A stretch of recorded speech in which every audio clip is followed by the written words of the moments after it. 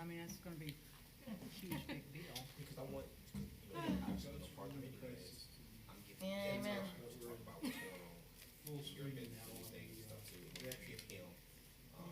Yeah, cause that's gonna be huge. It's like 230 house ball for it. We find that lost parking lot 44, which is to be expected. Okay, all right. Right. I'll try and reach out. Notice that it's got the veterans that put this together, so it's really, this is like our. You know what I'm saying? Yeah. Oh, yeah. That can be brief, but that's That's one way to put it. pretty exciting stuff on that side of town. Oh, man. And some, like Kirby, that's, God bless him, he had 36 years, Yeah. he's just incredible, volunteer everywhere, but he's done literally 27 lit parades, Wow, how many have there been? 30-some, and Oh, wow. they used to do it up in Lecanto, and like everything else, it was Have you guys been? Not as busy as I wish we were. and now everybody's going. We had a terrible July. Lecanto, then they're August wasn't great. Yeah, September's not looking good. the county, yeah, visibly, yeah. We're up it's, we had to do. 20-30%. We're down 20, 30%. Oh, yeah. Yeah, so I You made a know, little video, sent, whatever it is, I have to. Is that the accommodation side or In the? this case, Oh, The, the restaurant. We just really track the restaurant. The rest of it. Oh, yeah. is like, icing. That's gonna go over not well. Yeah, and our food pretty much right now, because of the way we've not positioned ourselves in the last many months, depend on hotel occupancy to drive our food and beverage revenues. Who's running your kitchen now? Maria's the chef. Yeah. Maria, God, I can't think of her last name. We have a food and beverage director, Dean Rickert, who came from a really nice resort out in Oregon forever. He's sort of semi-retired, but he's young. I must say young, he's, I guess, 50s. wraps around those, by all the bars and. Having a little bit of battle with him because he wants to make it That nice sounds again. like the route they did for the Nice St. doesn't Patrick's play Day parade. Citrus County. Even people that come here that want nice where they live don't want Okay. nice when they come here. They can't get them to understand that, Gosh. right? You gotta sell what they want. Yeah. It's like, I had a chef a few I years would have never guessed I'd be in the chicken wing business, but Well, Jesus. chicken wings is our big battle, and he's like, "How are you doing, Holly?" Hey, Holly. He says, "We can't afford to sell chicken wings; they're too Oh, expensive." really? I'm like, "Put them on the menu, buy where they want, but people want freaking chicken wings, Yeah, right?" yeah. We sell 2,000 pounds a week. He won't put it on the freaking menu because he thinks the price point will be too high. Oh, it is. It's horrible. It's awful. It's a nightmare. what? A nightmare. And eggs. Cisco then talked to us, case of eggs is gonna double, Hepford is at an price. 11 ceremony in Double Inverness and eggs? Shoemaker is out. going from $30 a case to 60. And we can't start. Because all the grocery stores are buying all the rights to the eggs, Texted me earlier. because that's all people can afford to buy at the grocery store. Did you see you're doing 2,000 pounds of wings? Professional amateur. What do you? I mean, what do they cost? A lot. We're not making what we need Oh to my off of God. them. That's No right. margin in it. Like normal. Good. And No, so we're- when you think we're you're gonna priced go to below the Most people, like, we're getting ready to raise prices, but it doesn't happen. But there were no voting items after our Because last. he was saying he just for 6 or 8 wings, you have to charge like $16. That was Yeah. Denise? And I'm like, That's what, Kim? if you're doing the math, that's what it needs to be. and I'm like, fine, Yeah. you charge 16. If they want it, If they they'll want buy to it. buy it, if they won't, they don't. If they don't buy them, Good don't to order know. them. I mean, Cook them off and make soup. right. I mean, it's interesting about the wing business. My grandfather and his brothers were all in the poultry business. I grew up in the summertime at a processing plant. And wings you couldn't even give away hardly back then. Yeah, I know, it was the throwaway part of the Yeah. chicken. And It's like- now the most expensive. You can buy breast meat cheaper than you can buy wings. That's why the boneless wings are the boneless wings, is because it's breast meat that's cheaper that they play up as wings. It's basically a And small we chicken can't thing. sell, those are, we can't sell those. We Who carry wants them if you want wings? If you want wings, you want the bones. You want, Chicken, kids eat the chicken nuggets. yeah. You know, but My cousin George was like the hero of the company at one point because he made a big deal with Eastern Tennessee's Kentucky Fried Chicken that he sold them all their wings for like pennies on the dollar, odd but months. still, somebody paid something for it. yeah. But yeah, now it's like you say, it's more expensive than drumsticks and thighs. Yeah, between the cost of food and the people stealing Except for the little Did you- tense moment at the end. People as in your employees or people? It was a really good vibe. What do they steal? Yeah, Salt, pretty sugar, sure and say salt. salt, it's pepper, hot sauce, ketchup bottles. It's not- We were all Lock seemed to them be in a down. collegial mood until that little spat at the end, but those two hate each other, so what are you gonna do? I keep trying to build a bridge with Diana just to, What cause is that contraption? This is so I can like pull this up and. somebody burn something or Flip something? it over like the bring in paper. Ah, And then like put it under here and show it on the screen. It's pretty cool. it's like an overhead projector of the modern day. Yes. Wow. It's new. I just saw it. No. No, We're it's screwed for the if I ring, lose. but I just saw it for the first time. totally screwed. Was it our? Yeah. And I'm not saying I'm the second It was weird how the booths were set up. Two booths in the back. We were The other on guy is so bad. the other. Sort of, you could hear pretty much chat with him. I'm good. I'm great. 74, she's horrible. And now there's no 3-minute muzzle on her. She's either lies Yes. or not Were they right. good? Because you explain things to her over and over again, and then she goes right back up there and stops the same nonsense that she's already been created on. I could tell he was about to Yeah. cave. Yep. Here I am, I was like, No, And she ran on getting roads paved, and one of the reasons So the Reed got top voted button? out, one of the reasons I'm in trouble I said, if you is came to this because lady, we had the balls to actually fund road when she's resurfacing. using Now, we're paving roads, and that's Well, you can, if probably you, get the that's credit why. for it. how many more years did you got versus how many more years do I have to pay? I went back and looked at I don't think They like to have this. Okay, and that works for what you want, yeah. Yeah, it just, and it's, yeah, if you wanna change it, loves the paycheck. double click, and it will change to that. Okay. It's a disaster. He's up. He was in this for a living. Yeah, but here's the thing, I rolled back, he had left the village where it was in 2015, which is basically where it is now. $64 million on the rest of it. More than the cost and having to pay $4,000. It was so good, and the reason I. Inflation aside, which was crazy in Haiti, 30-40%. It costs 4 times as much to rebuild a road than it does to repair it. And Ruthie and I were, neither one of us could go back for the first 2 years.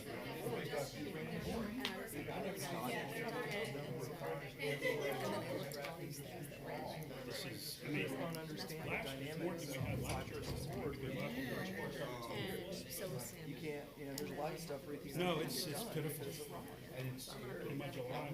I'll probably make, I'll eat that tonight. We've had it all so much. Yes. Look at all that. Yes. All the international. All day. You But personally or the company? my question is, Holland is part of the Netherlands. It's okay, it's okay, I know you're busy. I'm doing good. But it's still a good, I am, yes. so we're, I was telling you. And this is all, I mean, of course, Florida, yeah, but maybe we gotta reach out to Texas, with our So advertising. I'm doing the consumer outdoor adventure show in Dallas. Hey, we're supposed to be sharing a board, but we don't have You can a say hi form yet, so. to my ex-in-law. Do I have to? No, they're rich. We didn't get the memo on the turquoise-ish today. Shoot. Terry, That's not the same color. But you're Michael. kind of greenish. I'm wearing I'm the a, same, I'm you two wearing are the same, I would say you two are closer hue. I'm Yes. wearing the same We're all color different across elsewhere, the but you board. can't see it and I'm not gonna show it to And you. they're all in the Homosassa area? I don't think I have anything that color. That's a gorgeous Okay. color. Oh, I do like it's, that color. Yeah, I think so. that color's awesome. Hi, Lynn. How you doing? Okay. How's it going with the full bar? Oh, I have to come by and Okay, and take you have the photos of the renovation. And then I have to get a tour of the cottages and everything. Yeah, please do. Yeah, We're there Did you go to 365 days a oh, year. I thought I had to make an appointment to come and get a no, tour. I should. It depends, if you want Kemper and I present, yes. You Yes. just need to let us know. Yeah. Yes, Proposed. okay. I mean, we live on site. a lottery. Oh, you do? Yep, I didn't sounds know good. that. I will email We you. hide as I'm much wearing as my boots and jeans, possible, and I'm but entering it's my charter impossible. cabinet if I can be done by I tomorrow. mean, we have people walking around our house all the time. Should I email you and schedule something? All right, thank you. Okay. Bye. Either me or T. To me, it Great. wasn't the money as much, Okay, well, it perfect. wasn't Will do. the income of it, but it was the You met time her at the at this last point. PIT But yeah, It's just when it's. if the Yes, money was yes, that way, I would and, make it. we were gonna get And together it's and we never a did, slow but year. I went to part of it I've last seen pictures of the new Oh, it's amazing. gorgeous. I don't, you know, they did, they did a whole And it was- renovation, and I've seen some It was photos from definitely their productive, although Instagram, we and thought it we had looks a book that was gonna really be ready nice, in 2 like, months, like and it's a year later and it's still not ready. That's your job. it looks I've very been to pretty, about so I've 6 or done, 7 of those I've done conferences that I'm familiar with. a post about the But it's, restaurant, it's, but I thought I to would do me, a with combo my folks, post it's like if I can't go about, and directly show. you know, Yeah. the property, right, the property, and, but They are understand they're the politics, hosting, right? Yes. When? Why is there a half million? Okay, so Yeah, you could do that in, yeah, get ready for the invitation. yes, and then I have to, but then I also have to do a post right before that meeting. Like next week, I have to do a post about the, wildlife refuge complex. But I have a bunch of photos of those already. And also. Well, even growing up, we had far less. Yeah, that'll be fun. far less I've been excited about all of it. Yeah, My favorite yeah, was that's a when really I good was on one. Memorial Day. And then I, We didn't have a choice because that's different than Yeah, Um, my favorite was walkers drinking. Yeah, he went going, last year going too. on and had his Saturday, horse spring trainer. break. the guy from, I'm losing my brain, the And guy I was from surprised, he was treating it. Mer Taylor, Oh, okay. Eric, he reached out to me and I didn't know that he had talked to you about hosting. And so I said, oh, would you ever consider hosting? He's like, yeah, we're in the works. And I was like, oh my God, that would be amazing. Loud enough, They only point out that but Yeah. you've got to figure out. you can't move 5-minute your warning? stuff, so there's not really an Crystal River. you know what I mean? Top better. You know, But that's I know what you're saying. The bleachers are. Oh, well, I mean, you know, I'm joking, I don't, it's probably it's something weird like. for urologists to do that. I wonder if there's something. Right. Could we do, what I was thinking, when I was talking to him, I was like, It was a good thought. cause they have a big warehouse in the back. So, So I'm wondering if some of, no, no, Okay. if some of the that meetings. you're asking, I kinda like inhaled You it. know, they'll have the mermaids in there. And then the other part where we're eating and Membership, you know, Kick I'm a the member. head giving the was presentation, maybe put Just that. sitting down and listening. Yeah, I don't know. I mean, you're right. Like when I was talking to him, I was like, oh, that would be so cool. But then but I was also thinking no curling, no trick. because I know that space over there. Yeah. Can we still put the local environmental talk all the way up to our. Well, the monkey bar is the part of the Because we're advertising for Ambassador's Chamber. Oh. Is that what you're talking about? That's the Chamber of Commerce. Yeah. So that's all small business, partners in tourism is really only, every, it's still business related, but it's businesses. From what I hear, It's all you know, tourist. FWC is understaffed. It's not your insurance company. Marine Patrol is understaffed. We are a low tide Correct. state. You gotta make it even more confusing. We're in the same building as the Chamber. Because I know it, you just went, you were. But the main difference is ours, Yes, because you I mean, if you want to get technical, that's all. We got good food. Yeah. We have, well, you know, Right, okay. Yeah. The mermaids. So, And if we have, if they are one of our mermaids, gosh, I would hope they would have it. they already know he wants to walk on. Now he's in front of every day. He's got, he gets gear, shoes on, he got, I mean, all these, this is working out, he's, you know, so it's gonna take time. You're not the man no more, high school, he's like, all research, all this, all that, you know, and not. Oh, really? I didn't, so it's gonna make his story great. So it's good. He's enjoying. He was from Vanderbilt, Virginia. You know, they be that's a And our meeting was like, hone in on that. Yeah, yeah. when she came back, and then Pierce weekend was this past weekend, but I couldn't get you back to back.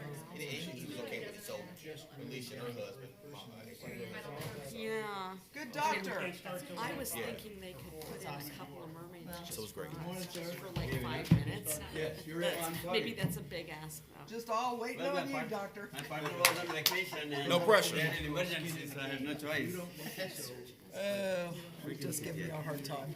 I know, thank you, sorry. You know, I could probably have studied where to start by now. Oh,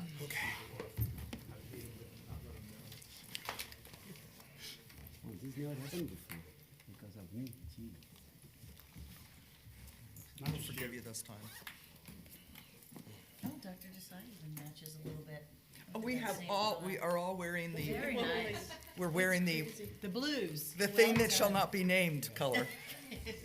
Because we're in a government building.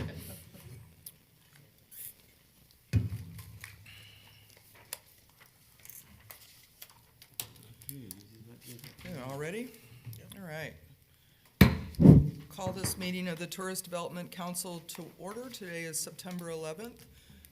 It is 9:14 a.m. And who would like to give the invocation on this most solemn day of 9/11? Like to, Max? Thank you. Heavenly Father, we're gathered here to do some government business, and we're here to do it on behalf of our county. But today's a day that we have to remember a thing we've all promised we'll never forget. We remember a terrible day that started a terrible time that we really haven't recovered from.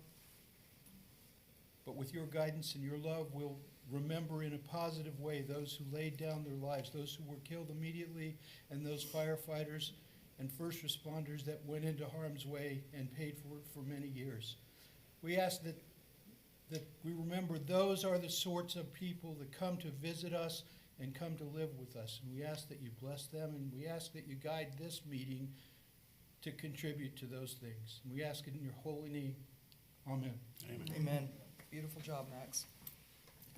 I pledge allegiance to the flag of the United States of America and to the republic for which it stands, one nation, under God, indivisible, with liberty and justice for all.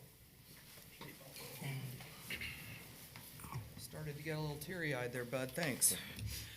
Roll call, please. Roll call, all right. Roll call for today, Dr. Desai, Commissioner Davis, Luann Jacobs, Max Shulman, Michael Mankey. Those absent are Mike Ingalls, Jackie Hepler, Mike Shoemaker, and Minnie Hastings. Thank you. And board, looking for approval of agenda? So moved. Seconded. Motion by Michael Mankey, second by Max Shulman. Any board discussion? Seeing none, all those in favor? Aye. Opposed? Motion carries unanimously. What is it, 5-0? That's short. That should feel familiar. Approval of minutes. So moved. Seconded. Motion by Michael Mankey, second by Max Shulman. Is there any board discussion? Seeing none, all those in favor? Aye. Opposed? Motion carries 5-0. Open to the public. Would anyone like to address the board? Get 3 minutes. Hi, Alberto Pasquale. I'm with Discovery Maps, bringing it to Citrus County. We're going to publication next week with distribution to follow shortly after that. I attend the meetings to keep abreast of what's going on in the county, what you guys are all working on, so I can continue with that and promote the area. That's it. Thank you, sir. Appreciate you coming. Would anyone else like to speak? All right, we'll close open to the public. Presentations. All right, so, can we go ahead? Go. Yep, good. So, in D1, First Amendment of the commercial lease for the Citrus County Visitors and Convention Bureau. Our current lease expires this month, the 30th of 2024. The new lease is an extension at our current location, beginning October 1 of 2024, which will be a 5-year lease until September 30th of 2029 at 1:59 p.m. I thought that was interesting. So we are excited to extend this lease. There's really no real movement other than, let's see, Christina, where is our increase at?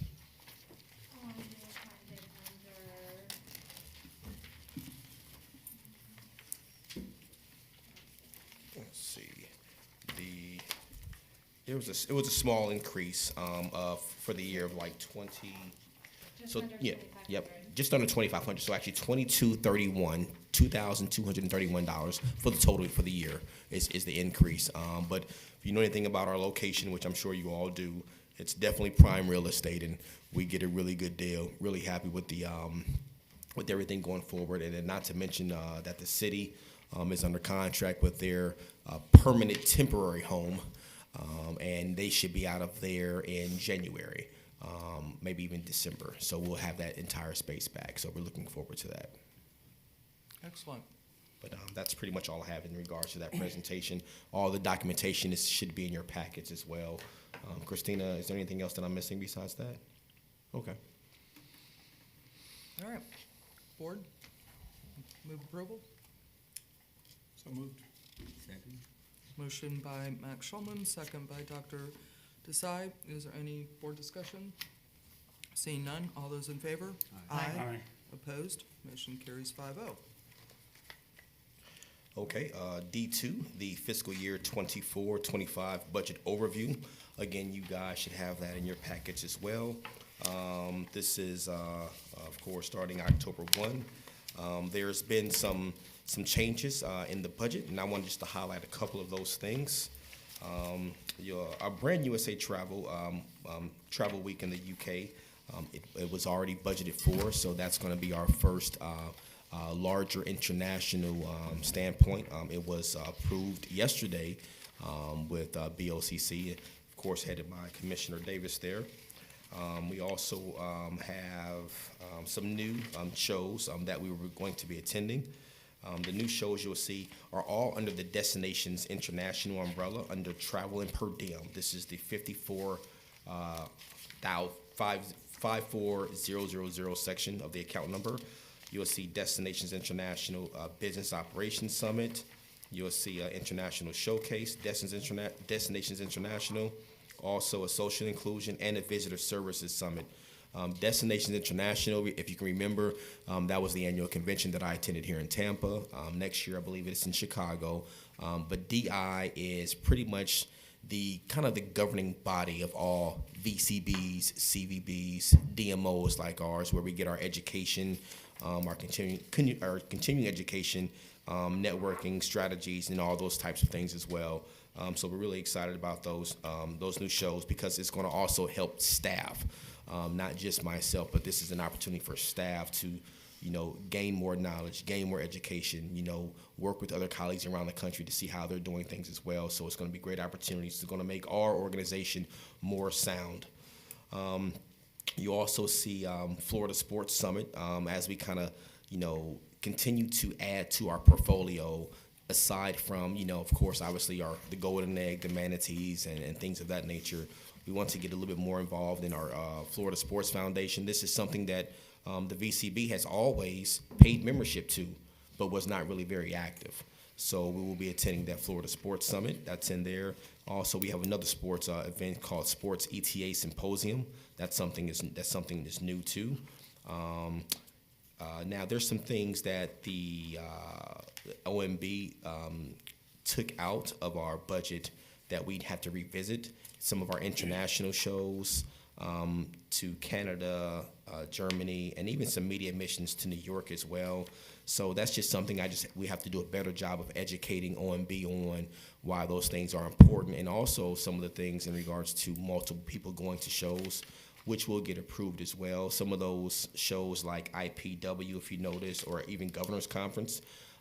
Going forward, just so you all know, I think Commissioner Davis knows this, but things like the Governor's Conference, I want to have like 3 and 4 people attend that show, a couple of staffers, and even TDC board members as well, because I think it's a great way for you all to have an opportunity to get more involved and also to even speak and get to know other TDC members around the state. You know, what are they doing? What's been successful? What hasn't worked, and things of that nature. And then not to mention, it is the state tourism conference, you know, that's held every year. So that's one of the things that we'll be pressing on to try to get more involvement with you all and other things like that. And I just think it's important for my other previous destinations.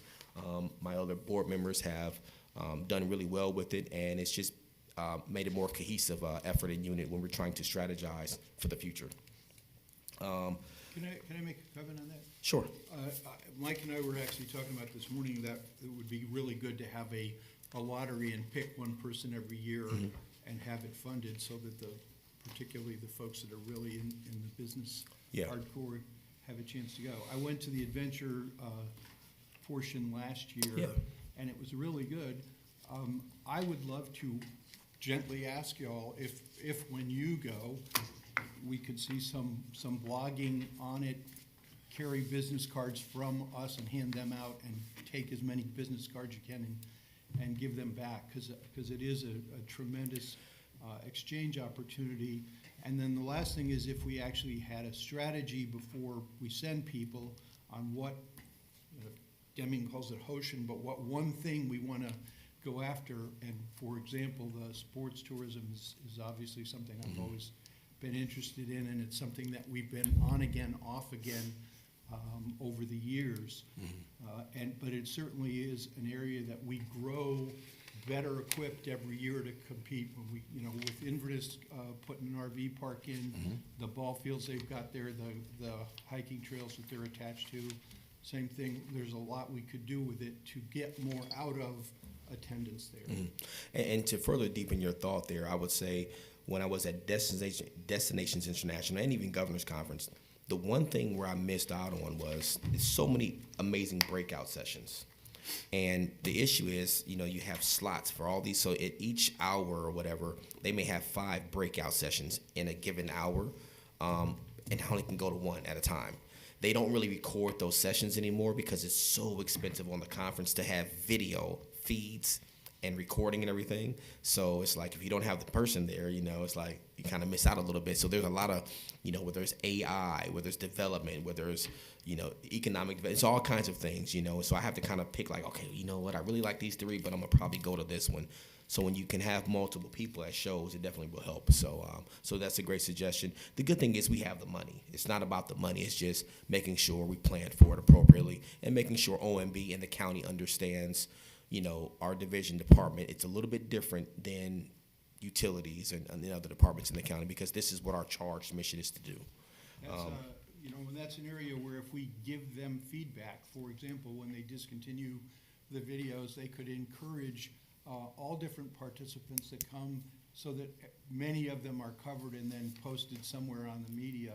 That it doesn't have to be the state that's actually doing the videography. Most folks have skills right in their tourism offices, or people like Miles that are literally world class that the county could send along. And if we did 3 and 10 counties did 3 different breakout sessions and recorded them, it could really be shared with all the TDCs in the state. Right. Well, I agree. So so looking forward to doing that, and it's good that you guys are all on board on that. Going down further, when we look at 51, again, I'm just looking at some of the changes. 51306 account, it's under our casual labor. You will notice it is new. It is the Fort Island Beach Cleanup, very similar to our boat ramp casual labor. We had agreed to help out the county with, cleanup on Fort Island Beach, because it gets a little messy out there on the weekends and even on the holiday days and stuff. Granted, it may not be as dominant as tourism related. There's a lot of locals that use it. However, when tourists do go, we want to make sure it's a clean and nice area, because essentially it's really it's our main beach, so we want to make sure that's nice. So that was a good partnership. It's not a lot of money to make sure that Eric Head over there has the personnel to make sure the beach is cleaned up properly. The next 3 things are under other contractual services, 53400. You have a content management system, and a strategic plan. And then I'm gonna skip down to also 53416 in software and as services, which is their CRM. All three are really huge. Our CMS is our website. We know we need a website redo, so we are looking to going out to an RFQs for that, as well as our CRM. Our CRM is our relationship management system, where we put everything into our CRM, our contacts, our emailings, our marketings, our campaigns. Everything runs out of our CRM and not like out of Microsoft Outlook. We have one now, but there's some updates that are needed. The most exciting thing I'm excited about, I think you guys have heard me say this from day one, is a strategic plan. We have the money in there now, and that process will start October 1st. We have submitted our RFQs already, actually, as of yesterday. So we're thoroughly excited about that, the response we got. I think we have identified a firm to do that, to come in for us. We're going to have a kickoff meeting. This is going to be a community-led initiative with surveys for all the stakeholders in town, county, all the cities, all the areas. Everyone is going to be involved in this, because it's going to give us a true 3 to 5 year plan, roadmap of where we want to go. Instead of, for example, right now, the TDC, what we've been doing is historically, this over the last several years, we're receiving calls and receiving requests, and we're kind of piecemealing projects, and we'll have something here and something there, but it's really no real strategy behind it. So now we can really get a strategy that's going to be a community-led initiative, and it's going to allow us really develop other capital projects and branding where we want to see Citrus County tourism go. So I'm really excited about that, very excited about that. I think the staff is too. They may have some input on that as well. But Ask me how I feel about it. Can I ask two quick questions? First, just only 2 quick questions, if you don't mind. Just 2. Are you going to use the pit as the backbone of the community involvement? So let's get a little bit deeper with that question. So what we're going to do, we are identifying right now all of the business groups, number one, then all of the social groups, meaning Save, all the Save the Manatees, all the Save groups. We're going to do the Rotary clubs, the Lions clubs. We're doing all those clubs, all those types of clubs. So what we'll do is we'll get all the presidents or the chair and co-chairs of each organization throughout the county, city councils, Inverness, Crystal River, all the advisory councils.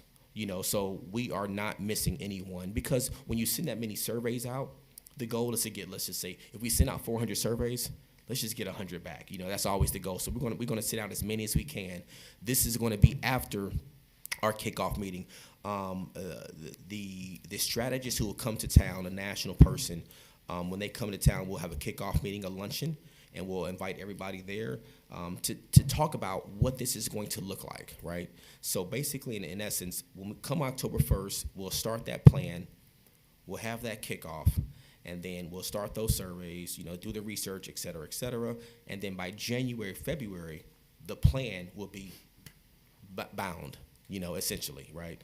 And then from that plan in 2025, January of 2025, early February, now we'll get ready for 2026. So 2026 is going to be the most important year for us, because we are going to kick this thing off, right? And it's going to be a celebration, and we're going to hit the ground running.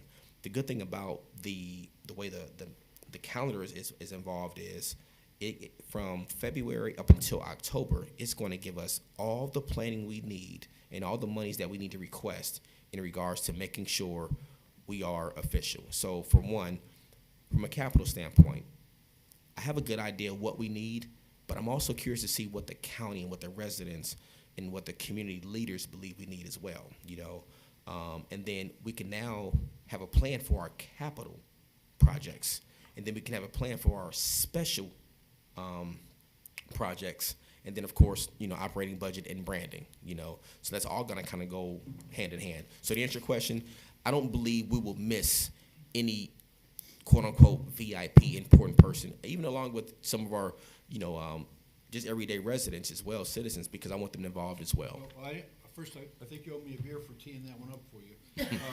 But I didn't say VIP, I said pit, your partners in tourism. Right, of course. Okay.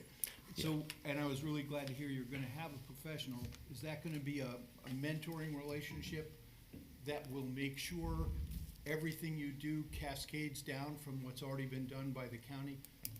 'Cause going back to 2030 and then all the work that was taken out of 2030 and reworked and hand-tooled by the community folks before it went to the pros at the county, cascades from a vision and mission statement on down, and it's really important that we're all singing off that same shade of music. Yeah, it is. It is going to be all tied in, and the good thing is we have a lot of good data, not just only tourism data, but what the county has done. Matter of fact, should I say, the award-winning strategic plan that the county has been awarded. So kudos to Commissioner Davis, the rest of the BOCC, and of course our Administrator Steve Howard. I think everybody's really excited about this. It's really time. It's overdue, and it's gonna make our jobs a lot easier because now we're gonna have a clear vision. So when you guys get stopped out in the community, you guys will be able to say, hey, you know what? That's great. We have a plan for this now, and you can share this plan, these ideas, because now we have a true vision about where we want to go. So the good thing is it's in the budget now, and we're moving forward with it. Super, thank you. So the way, I love everything about this. So since you weren't here when we did the original, I brought it forward on my agenda in 21.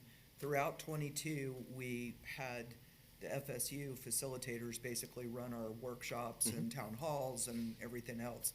And we did gather data from a lot of different people, but that workshop that we did, the retreat, was only 40 people, but they were very carefully selected. And then we also did the surveys just for the general public as well. So I look forward to seeing what whoever we end up with to help facilitate this. Yeah, it'd be nice. I think in my last experience, what we did and was really helpful when we did a kind of a community-led initiative similar to this, I came from 9 municipalities, right? So I had, 9 mayors. It was 9 city councils, 1 county council, et cetera, et cetera. But we targeted the surveys for all these different groups. Some of them said the same thing. Some of the groups that feel like they wanted to see certain things in the surveys, it came out different, from how they based on how they answered the question. So it'd be really curious to see, what our cities and what our groups, what they're really looking for. I really believe at the end of the day, we're all going to be probably singing in the same tune.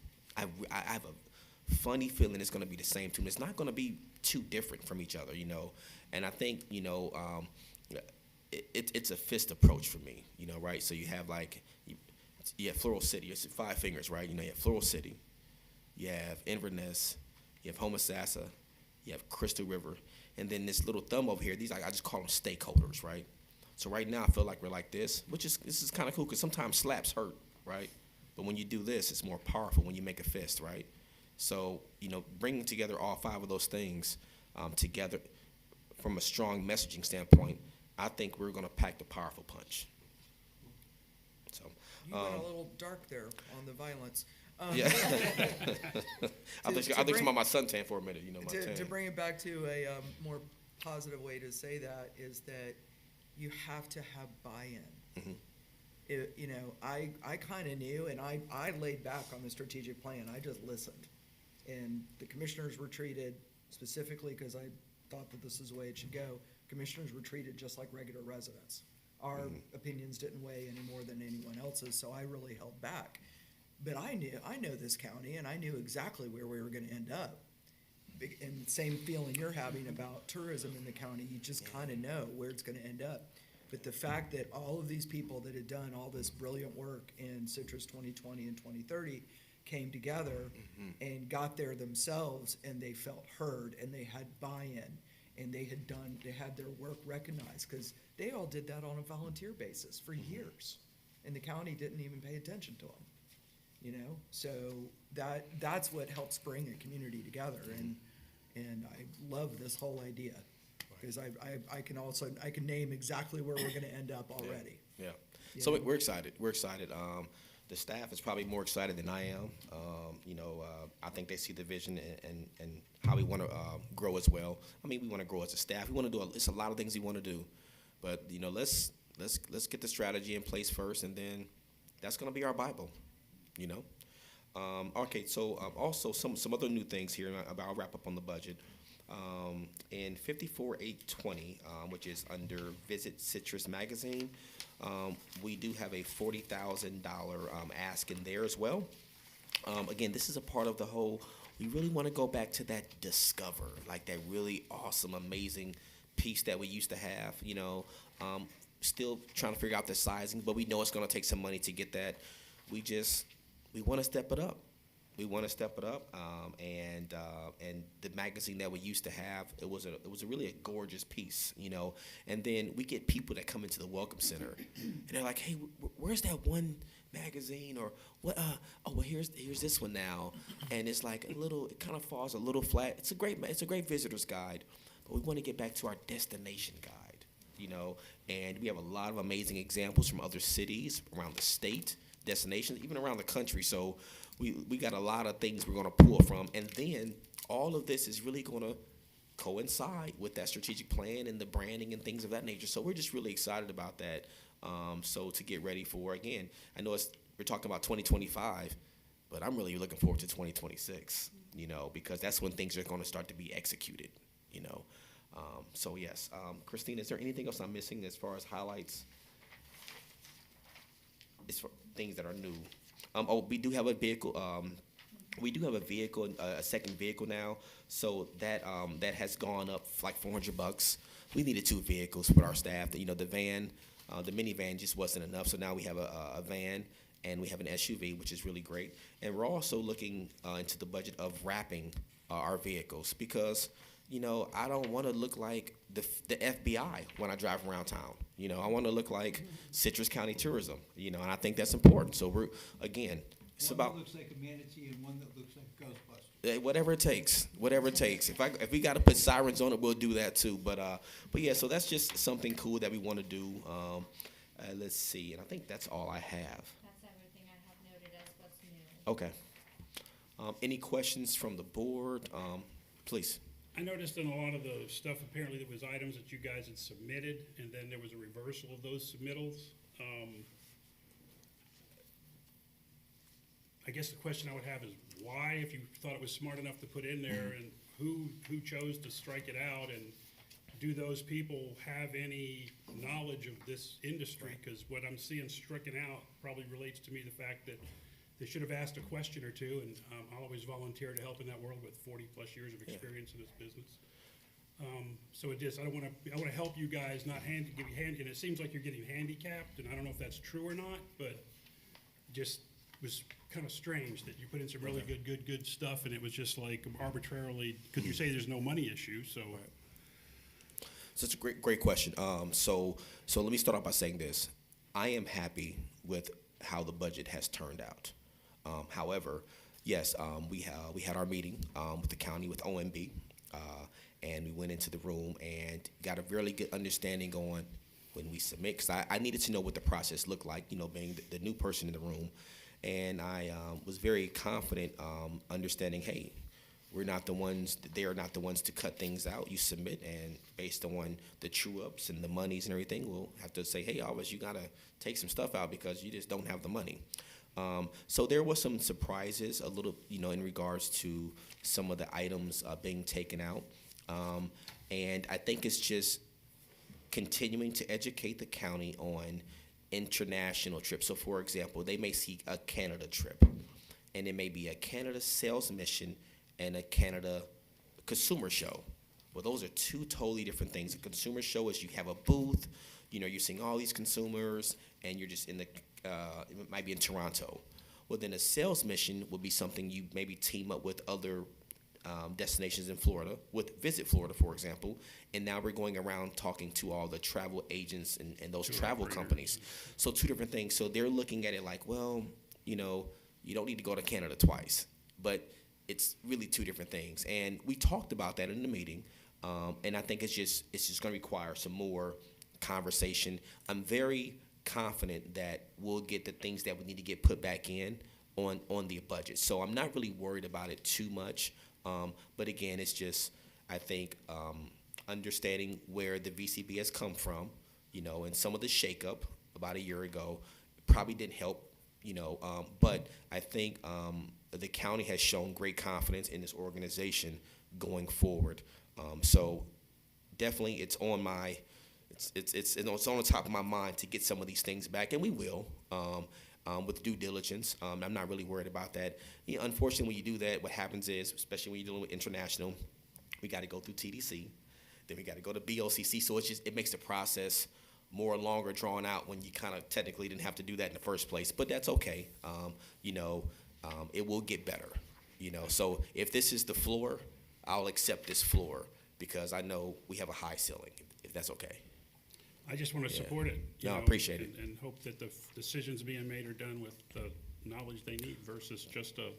Totally understand. And just so the board knows, I have monthly meetings, updates with both Steve Howard and Maricel.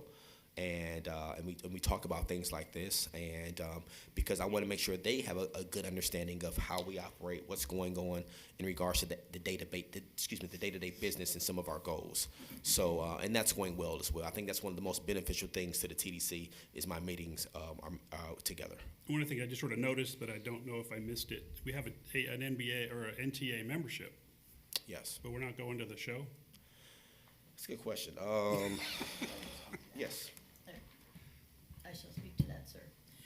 I used to go to that show. I went for 3 years consistently. It generated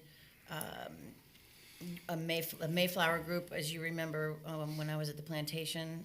That was one that Starla had brought in. So I did, when I came to the Visitors Bureau, added that in. The problem in the bus tour industry is plantation is really the only property that we have that can handle 50 people at a time. And then once they're in destination, and if they want to go out to eat, there aren't a lot of places in Citrus County that can handle 50 people at a time. Cove probably could. We'll take 'em. Yeah. But so there was just a large group is difficult for us in many ways. And so you're already going. We're going to ABA, not NTA. Okay, well, you used to. Yeah, no, that's good to know now that you're not doing that. So that would be something we would look at for And again, if we next need a year membership again. in it, if we're not going to be participating. And it doesn't mean that I'm not active in that organization, that I don't participate in I was going to say, if you have calls mailing and lists things and like rumors that and you and got things lists, going, yeah. that's good. Absolutely. I just don't go to the show anymore. Yeah, there's still some information we still gain from it and everything. But here's the cool thing about it is, when we have these memberships, if we need to shift a membership to somebody else or a new organization, it gives us the flexibility to do it. We'd rather kind of have it in there than not have the money at all, because now we're dealing with a out of unbudgeted thing, if that makes sense. No, I think we should be members. I just didn't know if we were maximizing our opportunities there, and a good explanation. And there's should be a lot of places here that could take advantage of motor coach business that don't seem to, even not just hotels, but. And speaking of ABA, I didn't realize you go to ABA, Michael. So that's good to know. I mean, there's NTA, ABA, OMCA, and then there's that other one, the M1. Okay, what are all those? American Bus Association. Yes. The National Tour Association, the Ontario Motor Coach Association. Those are the three major motor coach shows. And they primarily do domestic. They do have some receptives that are playing in the game for the international market now. Most of the international stuff is coming from the receptive tour operators that attend IPW and Huddle. But they are people that sit all over the country and create motor coach tours. Like up in the Northeast, they'll do it's fall time, so they're going to go do all the fall colors, and it's from October 1 to whatever, and they stay at places, they eat at places, they do stuff. Or they do other things. They do a Florida circuit. They'll come down and they'll stop at us for a couple days and do a manatee tour, or go to the wildlife park, and then they'll go to Orlando and play with the rat and the mouse. And then they'll maybe go to the Kennedy Space Center or something. So they do tours, and sometimes it's not annual, sometimes it's seasonal, sometimes it's one-offs. But they want to put 54 people now on the big coaches to make it worth their while. So there's 54 people, which usually relates to like 25 rooms, and then that also includes 55 people eating breakfast, lunch, and dinner, going to an attraction, going to a shopping mall, and the bus buying fuel, and the people buying gas. It's like. Yeah. it's huge. Everywhere, and every place else in Florida except us, it's super huge. Because of Terry's, we have some limitations as it relates to, and I can appreciate it. I mean, I know you've gotten crickets when you've asked people, could you feed 50 people at 2:30 for 50 people? We won't say no. I know you will. I have been seeing, and I've often wondered how to get those buses to stop in our place. And also, I've been seeing smaller vans Yes. out of Smaller Ocala, ones, I think, with some kind of tour that's going on. too. That could be. We have some day tripper groups that come from Orlando, from Ocala, and from Daytona. Some of them use the big buses. You'll see Lammers coming through town quite often. They do day trips from the Orlando area. So there's lots of stuff I could put you in touch with those folks and see what we can do. But you know us, we really just want them to sleep in a bed. Yeah. But We want to do both, but we're getting Correct. funded by the people that And- sleep in a bed. Right. And also to your point, Michael, is the busing group tour industry was really devastated with COVID. And on the calls that I've been on recently, there's some encouragement that it might start to be coming back a little bit more aggressively now. But still, it's most of those group tours are older folks, It's very budget conscious. very budget conscious, but they're older. And so they're a little more hesitant to get on a bus of 50 plus other people in close quarters and travel around the country. So it's coming back, but it's not anywhere near where it was. It's probably the slowest. It's slower than the cruise industry to come back. Okay. But I forget, Michael or Terry, each bus, what does it represent? How much money does it represent a bus on average? Because it's a lot of money that a tour one bus averages. I mean, as far as how much money's on a bus when they're at a destination, whether they stay the night, of course, the dinner, the lunches. What? It's about, I'm sorry, correct me if I'm wrong, Michael, but it's a little over $500 per person per night. Yeah. Well, again, if there's 25 rooms and they stay at $150 a night, that's $3,775 a night. So it's $7,000 for 2 days, just in rooms. Just in rooms alone. And normally, depending on your market, you will get about a dollar for dollar out of room spend as it relates to what they buy for food, breakfast, lunch, and dinner.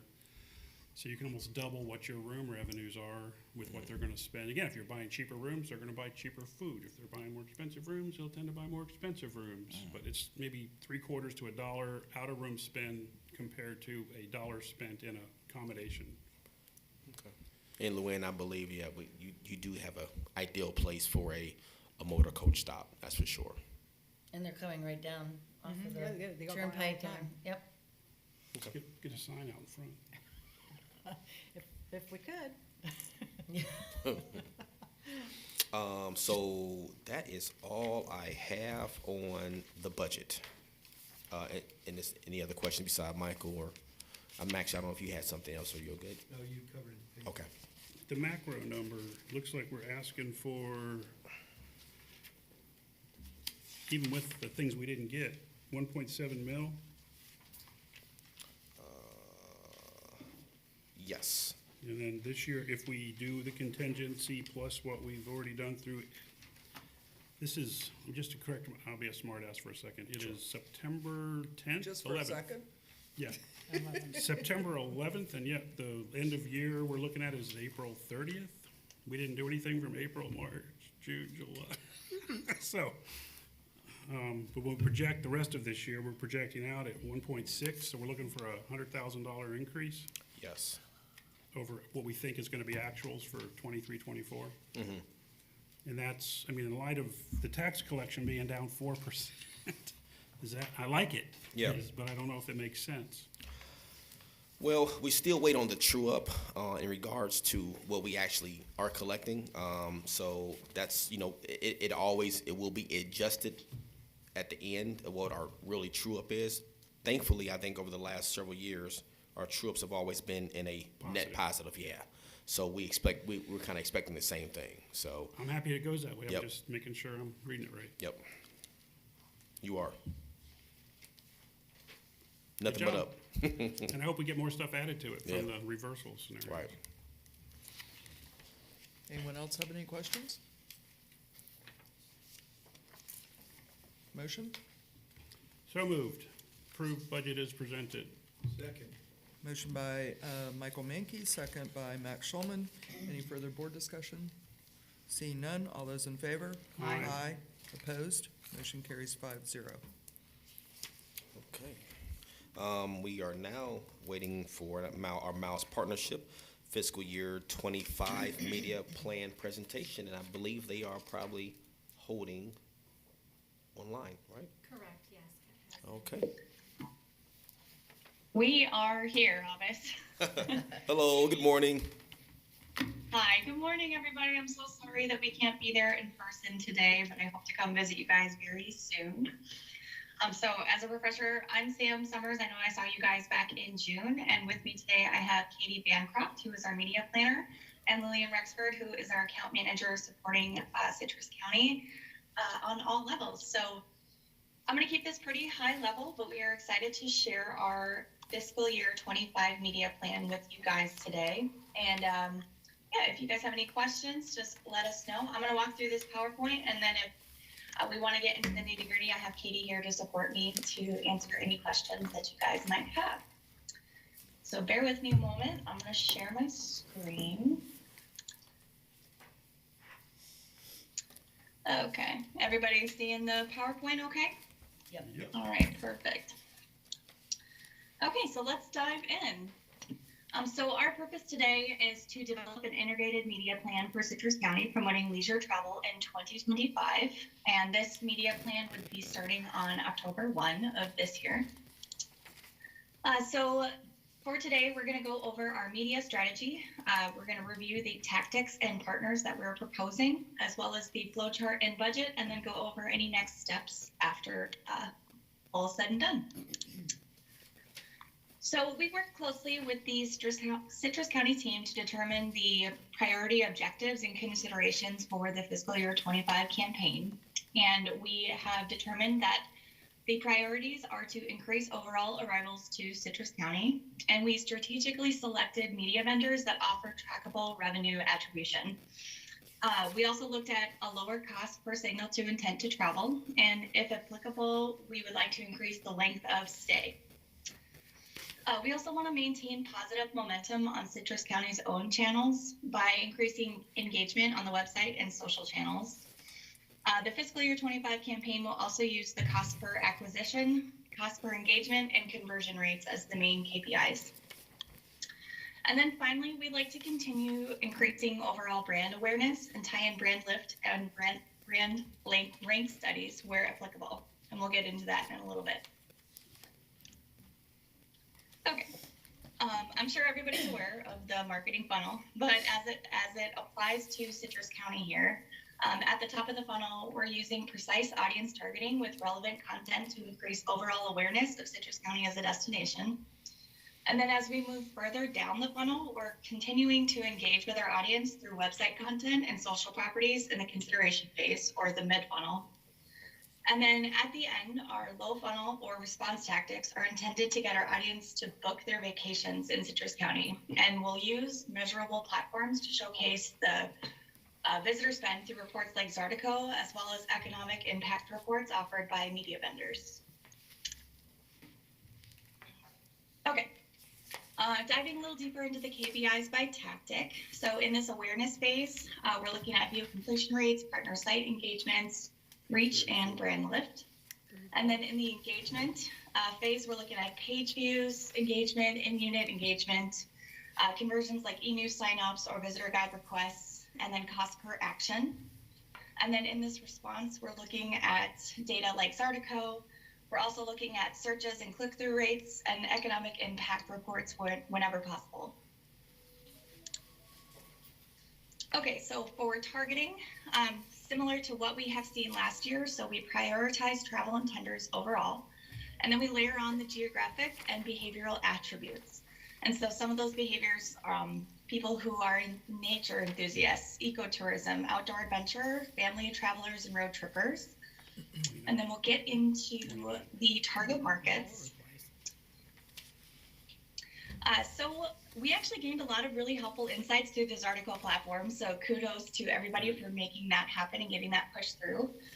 And we're also able to layer on data from both Adgenuity and Google Analytics to strategically select geographic markets for fiscal year 25. So you'll notice that we've added quite a few Florida in-state markets to our targeting, as well as a few of the national markets that you guys are used to seeing. But we also saw Grand Rapids and Battle Creek, Michigan rise to the top. So we are adding that to our targeting for fiscal year 25. Okay. So next we're going to get into the tactics and the partner overviews. So we have a very well-rounded multi-channel approach with the media plan for this year, and we're going to just go over all of the partners. But we would like to move forward with display, native, broadcast, print. We also have some digital out-of-home to share with you, digital partnerships, paid social and paid search, as well as a custom content partnership, and then high-impact reporting. So Adgenuity is our programmatic partner, and they continue to be top performing across all Miles clients. But through programmatic buying, we have several different benefits. We layer on multiple data partners and control the quality of traffic we're able to access. We also use enhanced targeting to hone in on niche interests to align our audience with creative and content. We can fully optimize in real time, and we can also retarget nationally to not miss out on any opportunities to reach a qualified audience that we may have not been aware of before. So with Adgenuity, we actually have access to inventory on premium websites that focus on travel and tourism. The users of these sites are highly qualified audiences and will utilize display and native content, so Citrus County's ads will appear on websites such as Afar, Dotdash Meredith, which includes Southern Living, Midwest Living, Travel and Leisure, and Food and Wine. Hearst, and then under the Hearst umbrella, you have Good Housekeeping, Delish, Country Living, Women's and Men's Health Magazine, as well as Condé Nast, Kayak, and Vox. Also through Adgenuity, we would like to try out some new interactive display units. So these ads appear on the same websites as other programmatic displays, but the interactive units tend to garner more attention and engagement through using eye-catching designs and animated ads. So our creative team would like to try things like animation, like moving water in the creative of the display ads. Okay. So another thing that was on the wish list this year was to look into options for out-of-home. And what we're proposing is a digital out-of-home strategy. Through digital out-of-home, we're able to leverage data sources to better understand the behavioral trends and consumer movement patterns. This helps to eliminate waste and ensures that our ads are only served when and where our target audience is most likely to be. Through our new creative, we are confident that the digital out-of-home will increase brand awareness, drive consideration, and brand favorability for the county. Another great perk of the digital out-of-home is our ability for retargeting through our partner, Vistar. This helps bring the awareness tactic a little bit further down the funnel. So Vistar, they partner with GPS providers. They collect anonymous device ID data, and then we receive those ad logs to identify devices that were near a screen at the exact time that our ad was served. So the retargeting audience will be added to our interactive display unit that we talked about just a couple minutes ago. And this happens about 2 weeks after it launches. So it's a great way to add in some retargeting. Okay. So with Sojourn, we leverage their data partnerships to find travelers who are looking for their next destination on thousands of travel partner websites. Then we can curate hyper-targeted travel audiences so we know exactly who to serve our ad to and influence them at every stage of their path to purchase their next vacation. Another great perk with Sojourn is that they gather booking information in real time, and we can optimize towards bookings and economic impact. We then receive an economic impact and booking report on a monthly basis, which will be provided to Citrus County staff. Cool. TripAdvisor is another partner. TripAdvisor will target travel intenders on their path to purchase and drive visitors to Citrus County through display and native media. We'll also include a dedicated email and then some display and native units through their new program called Rove. Rove leverages TripAdvisor's first-party data to maximize efficiency and meet our audience across relevant sites outside of TripAdvisor. Lastly, TripAdvisor offers an economic impact report, but it will be available post-campaign, so towards the end of fiscal year 25. Nativo is our custom content partner that we are proposing for fiscal year 25. We believe it's going to be a great fit because we can leverage storytelling to build awareness and drive engagement. Travelers are actively seeking inspiration and information on their next destination on Nativo's premium publisher environments. Without getting too heavy into the details, the campaign includes a curated native article that will run November through April, and a custom article running April through August. We'll also use Nativo's Spark solution to build custom cookieless audiences, as well as native display retargeting. Apologies, some of the logos on this slide are a little bit blurry, but we do have some local partnerships set up, just like we did in fiscal year 24. So we'll partner with Outdoor Sportsman Group, Real Animals, Florida Insider Fishing Report, Outcoast Media, WFLA, that's in partnership with the Plantations. We're excited to continue that. And then we're also planning on the full page ad in the 2025 Visit Florida Vacation Guide.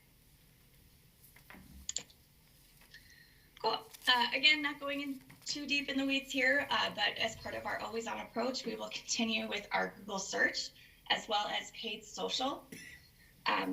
We have allocated $3K per month for Google and then $5K per month on ads on Facebook and Instagram. Cool. And then, as I mentioned before, we do have some opportunity for some added value through our partners this year to receive some additional reporting and insights. So through Adgenuity, we would like to run a brand lift study that's going to help us determine campaign success and optimize media performance to help us make better informed decisions moving forward. This is done through pixel tracking and questions based on Citrus County's brand and competitive set.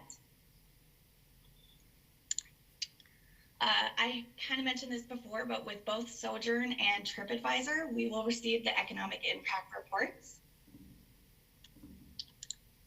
And then with Nativo, Nativo also offers a brand rank study, which helps us understand the effectiveness of the county's lift and perception against top competitors through a pre and post content exposure test. This allows us to access Citrus County's rank amongst competitors, along with the lift and perception, specifically where our brand ranks in likelihood of consideration compared to the competitors. Cool. And then the flow chart and budget. This is a very ugly slide, so apologies for that. But this is the breakdown of the flow chart for fiscal year 25. And we can get you guys all a copy of this if you don't have one already in front of you. But we have also color-coded the flow chart for low, mid, to upper funnel. And then we have a pie chart breakdown. So you can see a lot of our tactics this year, we're kind of pushing into that response stage of the funnel to really help drive that visitation in fiscal year 25. Cool. So next steps really is to, we're presenting this media plan for you today and here to answer any questions that you guys might have. We're hoping to get feedback approval on this plan as soon as possible so we can be on time for an October 1 launch. Any questions? Max? I have one, and it might be a little complicated. We're not held to the European Union standards, but we target, particularly you've got Germany in there. I guess the UK doesn't matter as much, but we have an awful lot of evolving data collection that goes on and that is driving the decisions we make. Has anyone done an assessment to make sure that if the European Union puts out a bad guy list, we don't end up on it by violating their standards on what you can collect on folks? Do you want to speak to that, Samantha, or do you want me to? Terry, if you want to speak to that, if you've got comments from Leib or Gosh PR. Yes, because we work with the Gosh, we work with Leib in market with those folks, but we're very aware of what the data collection standards are, and we follow them consistently. That is why we have such a hard time getting actual data on our international visitors. Because we're following the rules. Well, they're good rules, and Yeah. they're consistent with our county values, so, but it also, there's an economic component to it. Yeah, that's the short answer, yeah. Okay, good, thank you. You're welcome. Good question. It was. Anyone else? Could you educate me on why would we spend more money on social media than on SEM? Yeah, so through SEM, I don't know if you guys are aware, but Google AI has implemented a lot of changes in the last year. And so with that, we are monitoring those changes very closely. I don't know if you guys have noticed when you Google search anything, you get the AI results that are popping up. And we're seeing that impact SEM performance ever so slightly. Now, that's not to say that there's not a place for SEM in our media budget. However, we do think that it might be smarter to kind of lower that budget, and then we can make changes as needed. I'm not sure if Katie, if I'm missing any key points there, but. No, that's the gist of it. So we're basically just seeing lower performance on SEM. So we want to make sure that we're giving them a budget that they can get to, so that they can deliver in full, while we're kind of watching those changes and watching what Google is, how they're responding to that. There will likely be more changes on the Google SEM side throughout the year. So we can always kind of adjust our perspective as time goes, but we feel that this is a conservative number to give them so that they can deliver in full throughout this year, and then that might change again next year, but just kind of looking at the trend as it is right now. And I'll add in too, and maybe Sam and Katie will even piggyback off of this, but the last couple of shows and even breakouts that I've been involved in, all of my colleagues are really seeing and saying the same thing in regards to the SEM versus the social media.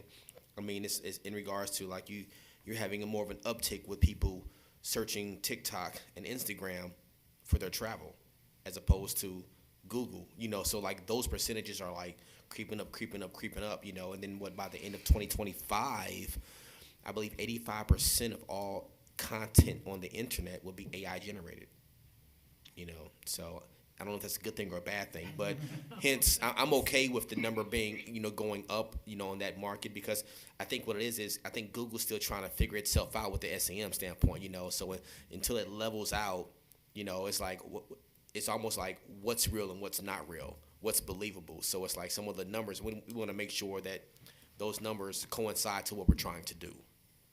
And I mean, that just leads, again, being educated here more than anything. Like the remarketing concept, the pixeling, the people that visit the sites, retargeting, that doesn't seem to have a presence in here, nor is there any just pure banner advertising, or I'm just missing it.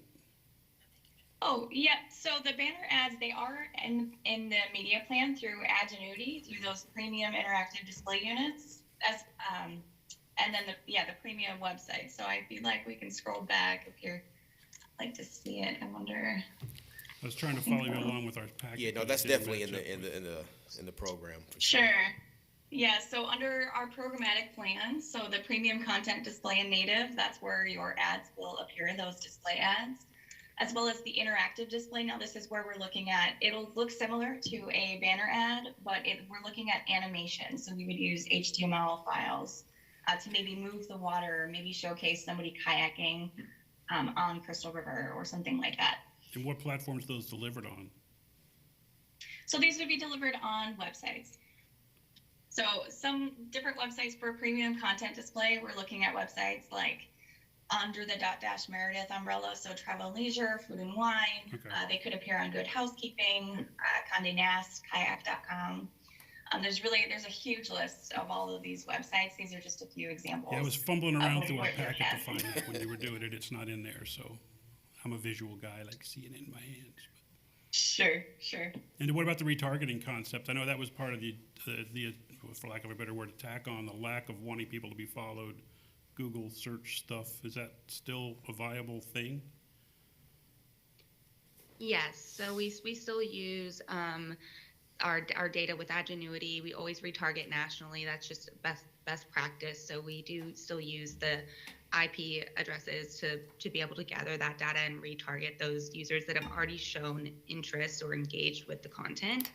And then also with the digital out of home, we have that retargeting piece as well. But all of that is anonymous when it's given to us.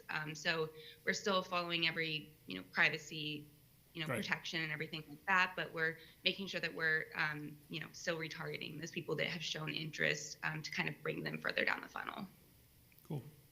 Thank you. And I think, if I could just jump in real Please. quick. Please. You know my disdain for billboards, right? Never been able to get good data from or anything like that. Well, now, if I'm within 100 yards of a billboard, they assume I saw it, they've got my cell phone, and they're gonna be able to, and 2 weeks later, forward me an ad, push an ad through, because I walked by when our ad was running on that billboard. You're talking about billboards on the internet? Or are you talking about a billboard you drive by on a street? Billboards you drive by on the street. This is all out of home. Yep. Not only that, but the cool thing about the out of home, which is I'm really excited about, you're talking about charging stations, so it's not just billboards now, it's just, those signages on, again, the charging stations and things of that nature around too. So it's going to be huge, it's kind of be in that out of sight, out of mind kind of mind frame, we want to dig deeper into that subconscious. So I've got a little Creeped out concern much? Yeah. about the high end of, by the time you're talking Food and Wine and Condé Nast and the list that she hit, those are some pretty high-end folks, and I'd like to know what percentage of our current clientele are readers of those sorts of magazines, and have we asked ourselves, is that who we can really draw here? And how are we gonna watch that? Because it's where I'd like to see us, but I don't think we're gonna be there for a couple of years.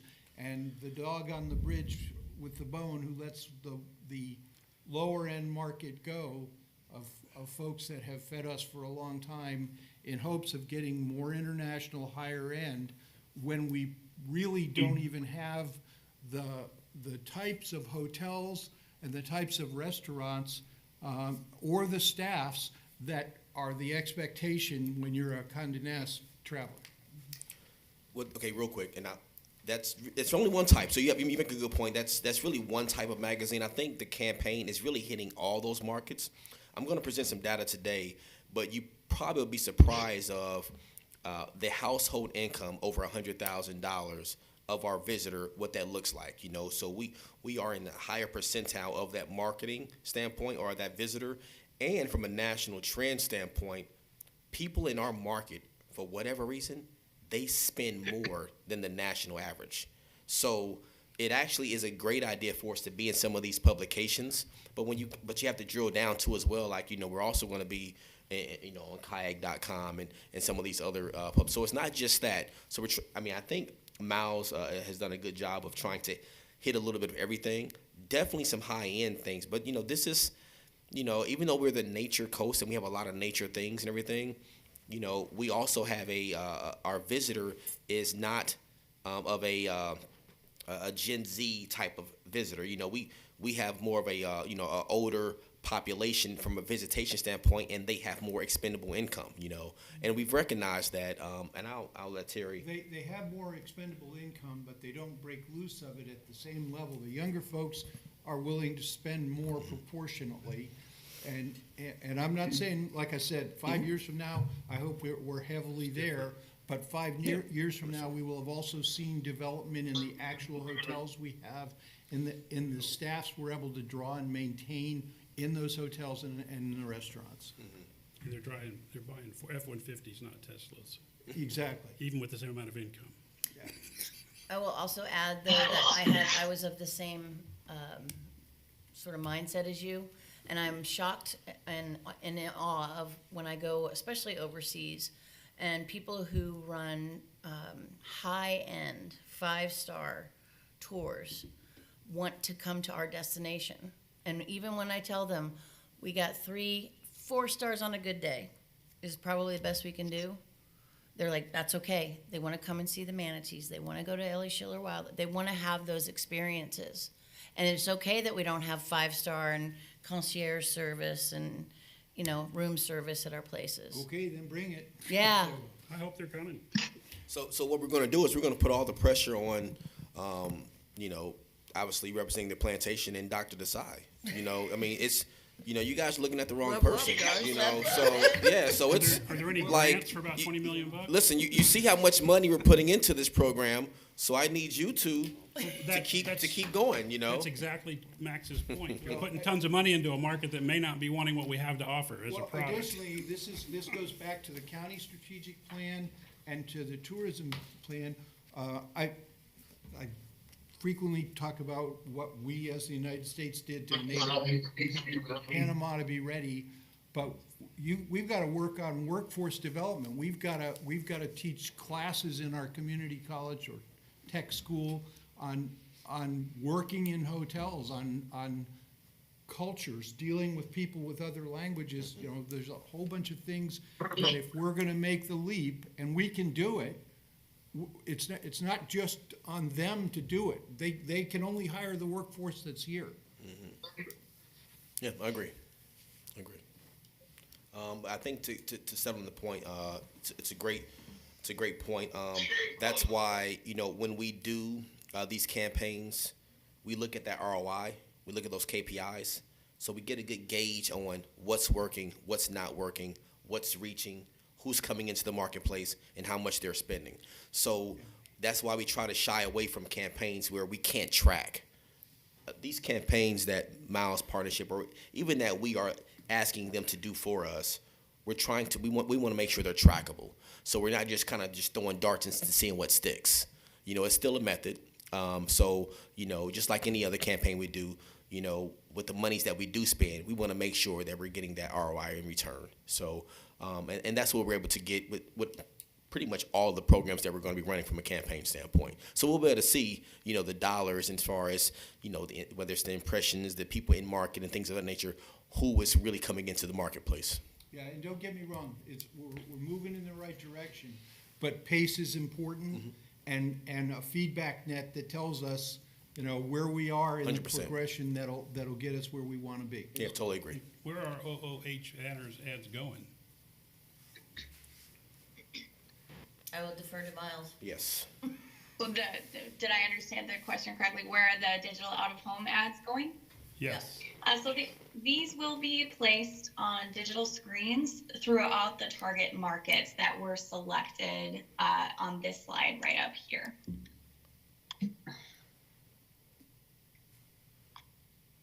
So in Florida in-state, we're looking at Tampa, Tallahassee, Orlando, Fort Myers, Jacksonville, West Palm Beach, and Miami. And then for national reach, we're looking at Atlanta, Rochester, New York, Grand Rapids, Battle Creek, Michigan, Buffalo, New York, as well as Pittsburgh, Pennsylvania.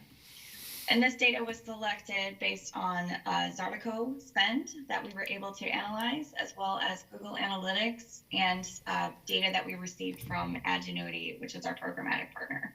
And I'm sure it's on the media plan that we can't see. How much money have we dedicated towards those? Towards the digital out of home, let me scroll down. Apologies, I'm jumping through this pretty quickly. But for digital out of home, we have allocated, what would that be? It's 50,000, Sam. 50,000, perfect. Thanks, Katie. Total? Yeah, total for the digital out of home component. Okay, must be cheap. Are you going to reach that? It's a lot cheaper than printing billboards, for sure. Yeah.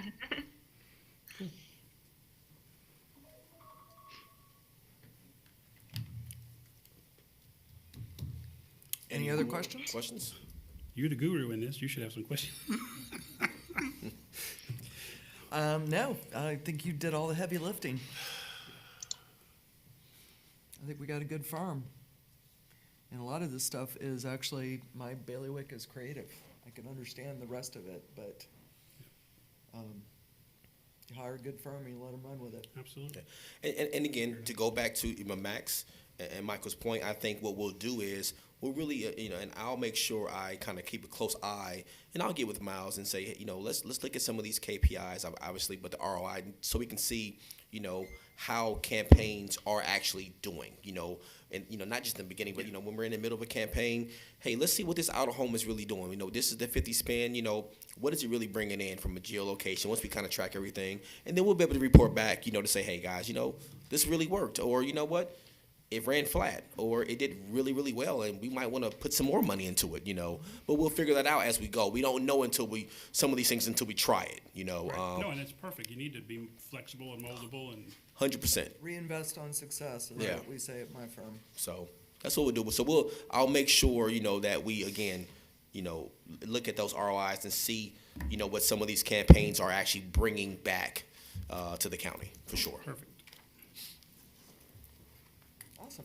So Sam and Katie, no pressure, okay? Absolutely not. We're happy to work with you on that. We can report at TDC meetings if that's helpful too. Appreciate it. Appreciate you guys. Would anyone like to make a motion? Or is there more questions? See if somebody else wants to make a motion. I'm gonna hog the motion thing. Go right ahead. This would be interesting if we didn't, wouldn't it? What's that? I just think there's a whole heck of a lot of information that's not in front of us, which, would be nice to see and understand better.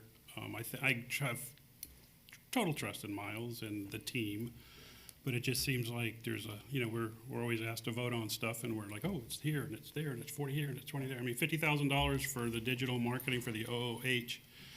Just a billboard on the interstate's $3,000 a month. That's $36,000 a year. So where are we reaching? Where are we getting to? How much are we getting in there? It's like, and if it's like $12 a board when you're doing it on the street corner in Ocala versus and again, I get bogged down in the details because that's what I live on.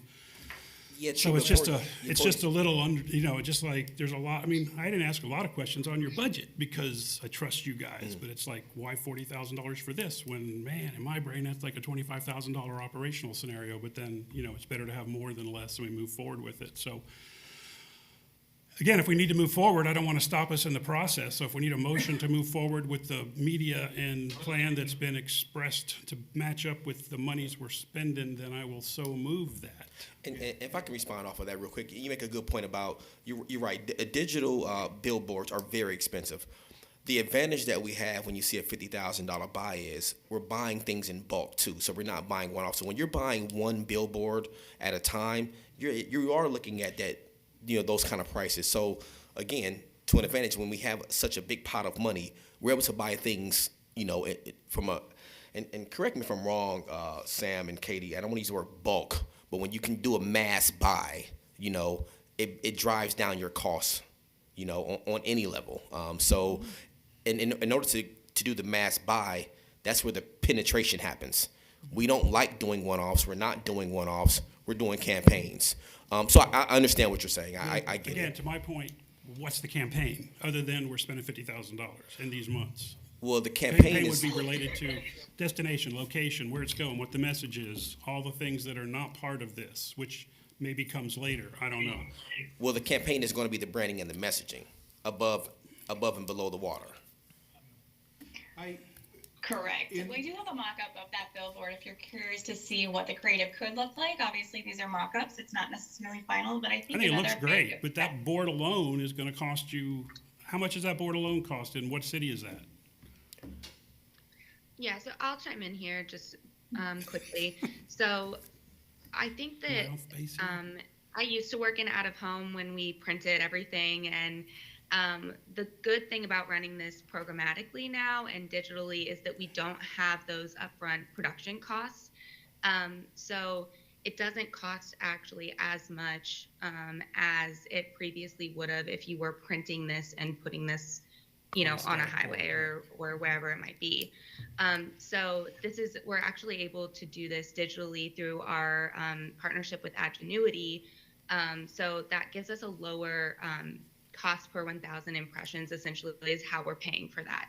On top of that, this will be in all of those regions that Sam mentioned. So all of those DMAs that we have, that we listed above, those markets, a lot of them in Florida, but then we have those national expansion markets as well. So we will have multiple in those different areas.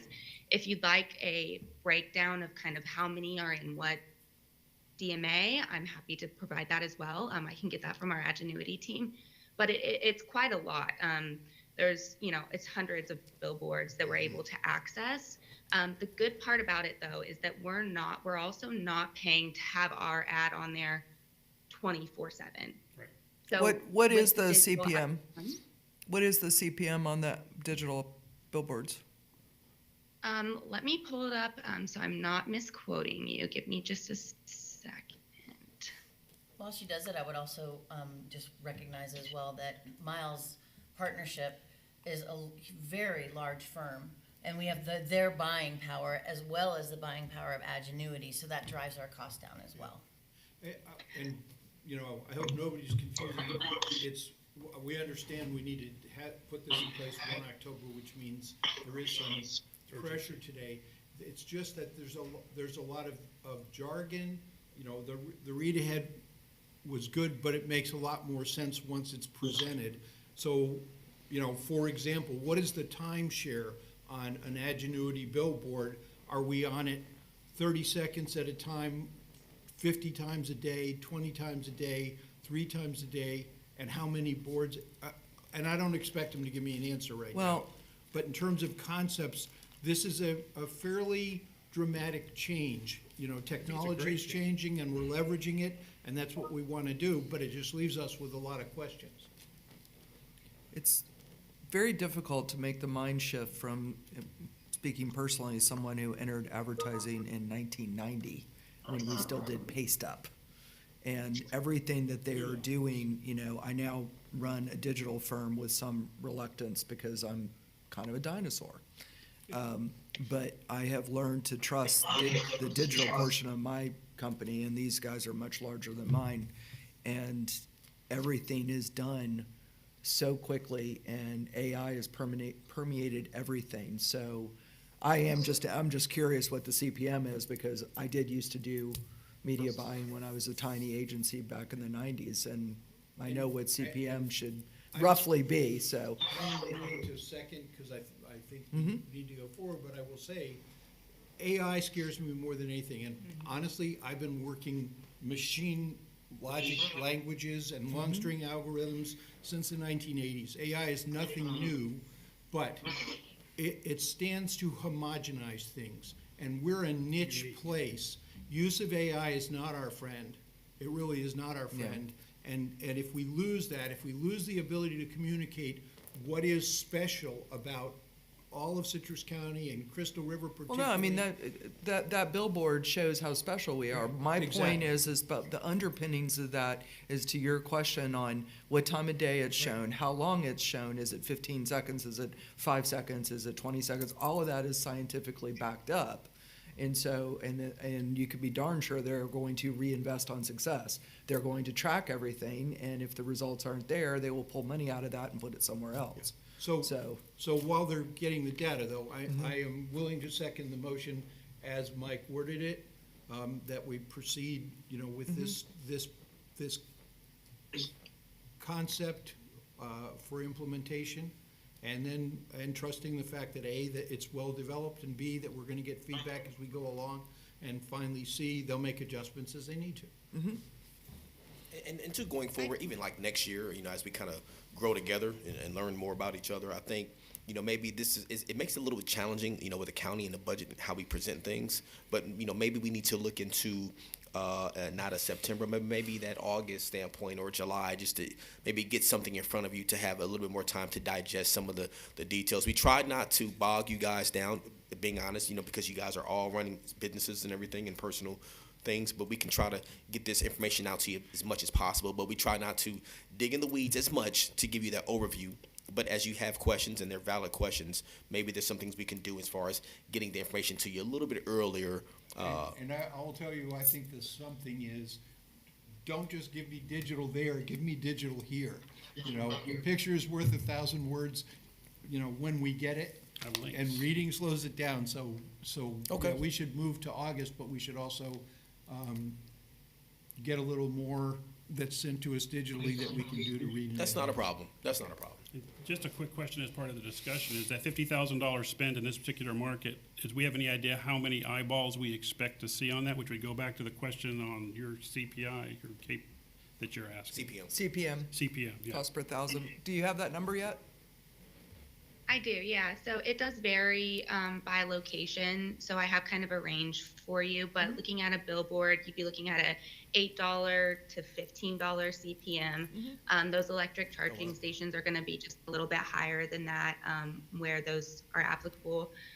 So that's kind of like the range that we're looking at as far as the CPM. Thank you.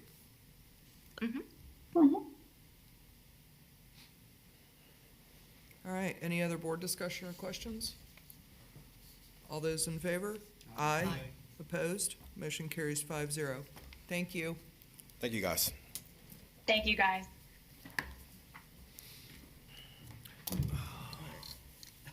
Don't say anything critical. I'll be right back. Talk slowly.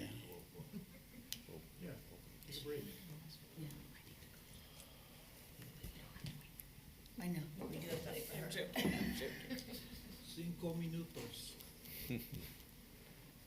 It's great. It was a great discussion. That was a great discussion. But Just- we'll definitely. That's why I asked you guys for it 3 days ago. Right. I know. It was one of those things where we're still working on things and stuff. But we'll, definitely. I hate to say next year, but just going forward, not even with just information like this, but just information in general. We'll definitely be more cognizant of. I'm not seeing those slides because I was spending the time trying to find the slides in the slide presentation that aren't in there. And then the ones that were in there weren't even in the order they were presenting. Exactly. And it's like. Yeah. No. So just stop looking here and just look up there and pay Started attention. in the 20s and skipped to the 30s, Right. and then, yeah. So it just. So when we get back to the office, we'll make sure they have, the. I have a note here That's- that we'll I'll s- send the updated deck Mhm. and the flow chart. 100%. We'll definitely do that. I know Don't you get me guys. wrong, it was already more than I could absorb anyway, so. Yeah, but even if they did flow chart with the $50,000, a simple question I asked, if it's $8 per thousand, then we're gonna reach 3,600 people? I mean, it's 36,000 people with a $50,000 budget, or is that way off? Okay. I don't know. I mean, they're probably still listening, Okay. so. Yeah. If you can answer that. Oh, Just okay. simple stuff like that just gives us, Well, it'd be great if we get, because that $50,000 in a normal billboard would get us 150,000 people a year driving by the thing. But it's like, that's related to, and I don't know, maybe I shouldn't know these things, but I kind of do know some of it. Versus, am I going to get 300, 400, 500,000 views on a $50,000 spend done in a much more intelligent way, which it looks like it's exactly what it is. Well, then too, you have to realize too that billboards now have even more value than they did previously, because you drive by a billboard on a highway and, It's a collection spot. come see Plantation on Crystal River, and you're right by it. Yeah, billboards. But now, later you're gonna get See, served up and I'd that love to same learn- ad I'd love to on learn 3 or more 4 about different that. screens in your home, And that- right, or I need on to- your body. But it would be great to know what that spent. Right, That's my point. understood. And again, And- especially for us dinosaurs, sorry. We also understand that they're putting things together 2 and 3 days Scares me. before, they're working right up to it, Right. they've got a lot of clients. We should start our discussion in August, though, with wherever we are, and then be better postured so that when we get the read ahead, So we're adjourned. we can observe. All right. Did y'all solve all our problems? We did. We solved the world problems and hunger and everything. All right. So Citrus County Tourism, our monthly executive summary. This is going to be something new for the TDC going forward. We'll try to present numbers and some insights on not only behavioralisms of the consumer, but what that resident differentiation from a visitor standpoint looks like for us. So we're really excited that we have our new partner in Zartico in regards to our data operating system on behalf of our marketplace. So next slide, please. So the objective is to understand key tourism performance metrics, who my destination visitors are, our visitor movements, the visitor spending behaviors. Just for a second, there's no reason to look for that in here, right? No, it's not. It's just all on the board. And to aid strategies in gaining quality visits to our community. Now, when we brought in Zarticle in-house, we wanted to do several things to better understand what those metrics look like.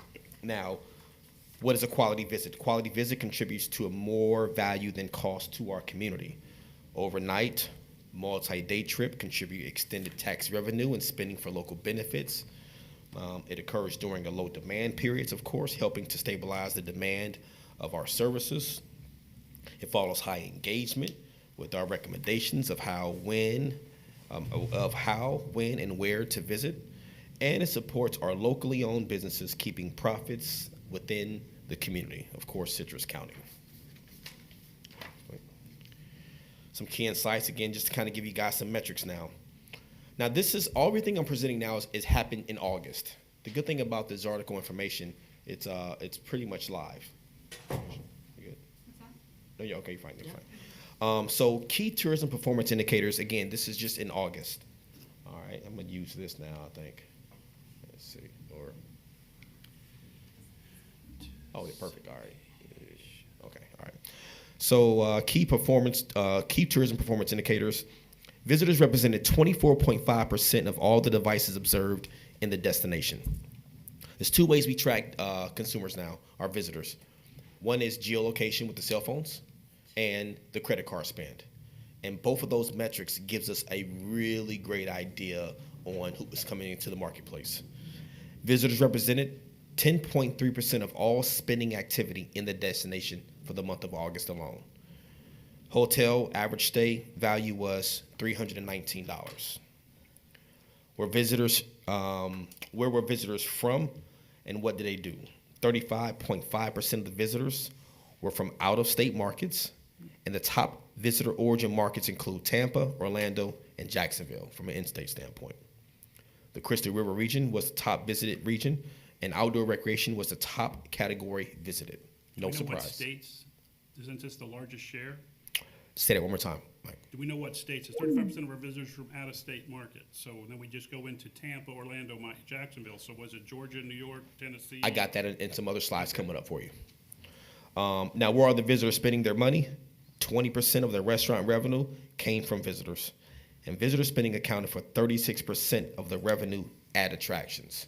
So I thought that was kind of an interesting number. Yeah. Again, we're talking about just August, not the whole year. All right, next slide. Now, going to what Michael was just talking about. Where are the top, and this is the top 10 origin markets. Now, the blue is last month. So what I'll do here is, okay, all right, it doesn't really help, but it magnifies a little bit. And I'm gonna get you guys this report as well so you guys can see it email, so don't worry about that. So last month is the blue, same month previous year is the light gray, okay? So Tampa, 26% in August, Orlando, 18%, Jacksonville, 5%. Jacksonville from last month to this time last year was about flush. Tampa was down about 2%. Orlando was up 2%. And then you get into Miami, and then now you get into Atlanta was the fourth highest, West Palm Beach, Fort Myers, Gainesville, and then Tallahassee, Thomasville, Georgia, and then New York. So I should say Atlanta, Georgia, and New York were our top out-of-state markets from a visitation standpoint for the month of August. Everything from the standpoint from this time last year, really no sudden change other than 2% between Orlando and Tampa, plus or minus. But other than that, everybody, for the most part this time last year, same visitation. All right. Another cool thing is, where are the top quality visits operating from? As I said, 35.5% of the visitors were from out-of-state markets. Now, New York represented 1.6% of the visitors, but 3.6% of the spend. Tampa represented 26.3% of the visitors and 22% of the visitor spend. Now, Miami had a higher than average visitor spend at $149. So what this shows us is, like a Savannah. I know Savannah is considered a top quality visitor. Now, it's not as many people in Savannah coming here, but they spend more. So then it kind of gives me the idea, and it gives Miles Partnership the idea of like, okay, do we need to shift more focus to the Savannah market? You know, because hey, it's less resources. They don't come as much, but they spend more money, you know? And I think we all want that. You know, would you rather have 1 million people spending $1 or 50,000 spending $1 million? Now that's a stretch, but you get my point. You know, I think we want the money, but we also want to be conscious and cognizant of the resources that we are pulling from the county as well. So just for this slide, in my stupid math brain, Sure. what does 3.6% of the spend in New York equate to as you related it in Miami with $149? So what's the percentage for Miami that could equate to what you're saying to me in New York? Well, we don't have, because it's all, the data it's a total from the cell phone and the visitor spend, and the credit card. So when we deal with the percentage, we don't have the actual spend dollar-wise because it would be a total. So we can't account for everybody coming in. We can only do that percentage from that standpoint. But we can do an average of what in this case, the Miami spend. If you want the number, so we can get the number for like right now for this slide, Miami has a higher visitor spend of 149. I can get those other averages for the other markets. Well, what is the Miami percentage? It's not on this slide, but we can get that. Again, this is just an overview. So I get it, but the overview should make sense as it relates to how we're overviewing. And if New York is 1.6% of the visitors and 3.6% of the spend, then Miami should be X percent of the visitors and X percent of the spend. Right. Or go back and put the 149 back into New York and Tampa so we can actually get an overview and understand the overview. That's fair. That's something that can be adjusted for you. There's another thing we have to be careful for. You know, we've had long-term trends on where people move to this county from, and the largest number of people, and I have a source of intel I won't tell you about, but it is from moving here from Orlando and Tampa, and generally they're not in a rush to change their phone Address, number. right. So if you go by cell phone, you're probably getting slightly bad data on how many of the folks are tourists as opposed to have moved here. But does that go by where the number is or where it's geotagged? It's geotagged. Yeah, so it doesn't matter what the number is. It matters where the phone is when they tag it. Yeah, so and it goes by how long they're here in the state. So they're able to say like, you know, our snowbirds who are here for 6 months. They don't those types of information, that's not counted into this market. Okay. So again, just to keep this going, 149, but yet earlier in the slide you said the average spend was 319. That was hotel. Wouldn't 149 be partly the hotel too? Well, or is this just related on? Let's see. Hold on.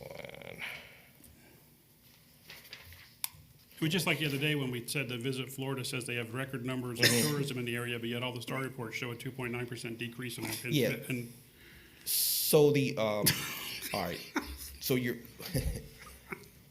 the hotel average stay value is $319. That's for everybody in August, right? Okay. The Miami number you're talking about is just the average visitor spend of Miami. Yeah, from which would people mean from it Miami should be from higher 149. if it's not just hotel, and it should be bigger than the 319. Well, if it's one of our top markets. Yeah, to your point of making this point of clarity that it's a top market for us. Okay. So in regards to unless I'm missing something. I don't mean to be a pain. I'm just trying to understand. Right. So with this, on the top quality visitor spend this is per swipe. The hotel is for a stay, right? So the swiping of a card, that's where you're getting the 149. Okay. So it's not per person, it's not per group, it's per swipe. So when we're saying the average visitor spend, it's going to be for each swipe of a card. So every time they swipe their card, on average, they're spending the 149. Okay. The hotel number was a 319 for just the hotel number in general. So you can't now that number is going to probably in there. That's why it's as high as 149. You know, because obviously if it's just per swipe, if they're in it, yeah. but they're not swiping, you know, every day. Right. You know, to a hotel, you know, but they're swiping every day to do what? To go to our attractions, to do some manatee tour. And at the end of their stay, to eat into the restaurants. At the end of the day, they're swiping. At the end of their stay, they're swiping. Well, yes, it's accumulated at the end of the day from a hotel standpoint, but it's in those averages. Which, again, if it's in those averages, it should be higher than the average stay. Well, it wouldn't. But it wouldn't be. I see what math education in school just is going to ruin me one of these days. I have a question about, this I mean, this is great stuff, and I just didn't Tracking. understand it. Sorry, Elvis. It's okay. But it's per swipe, not per day. I get it, but if you're averaging it against the per swipe, today I do $20, tomorrow I do $30. I check out, I do 500. That would be back to the average. So your 20 plus your 30 plus your 500 would be more than the average of the 315 on the average of the stay. In that example, it would, though. in that example, it would. But Unless it's just doing, racetracks and ATMs here. It's like. Well, it's doing everything, honestly. Yeah. It's doing Walmart. It's doing Publix. Right, exactly. It's doing a little bit of everything. So my how point. do they distinguish a resident versus a tourist? Because of the geolocation. So when the swipes on the credit card, it's the zip code where the credit card, the billing information is coming from. So everyone has a shipping address or a billing address, right? So if someone is coming from out of town and their geolocation phone is, they can tell they're here for a week or 3 days, and then they go back home. That's how they cross-reference the data points on the credit card versus the geolocation of the phone. So that's why they use 2 data points and not just 1. So if I have an Illinois phone, is that being counted as a tourist? No, because you're here. Like we know through the geolocation that this person is filtered out because I have a Charlotte area code, right? But I'm here every day, so that part is taken out of the true quality visitor standpoint. So that's how that's filtered out. It's a computer that's doing it. It's not someone who's plucking it out. It's just a metric. The 149 actually sounds about right to me. I think it sounds right as well. So But because they're, you're looking at if it's a family or a couple, there's one card being used for multiple people. They're going to run a lot of charges because they're from out of town. They're going to be tours. They're going to be stopping in at Cattle Dog Coffee Roasters, which will be a $30 bill, but then it'll be balanced out by a lot of bigger bills and a lot of swipes. A lot. Yeah. So my credit card doesn't get that much workout when I'm home because I'm shopping at Publix once a week and eating at home. I mean, I can tell you right now, I was just in Nashville, and my average swipe, I feel like I was in the 180s, and it was just for 2 people. Or 2.5, I should say, because the other one was my partner, and then on some of those swipes were with my son. So depending on what we're doing, whether it's breakfast, dinner, shopping, retail, because that's in this number as well.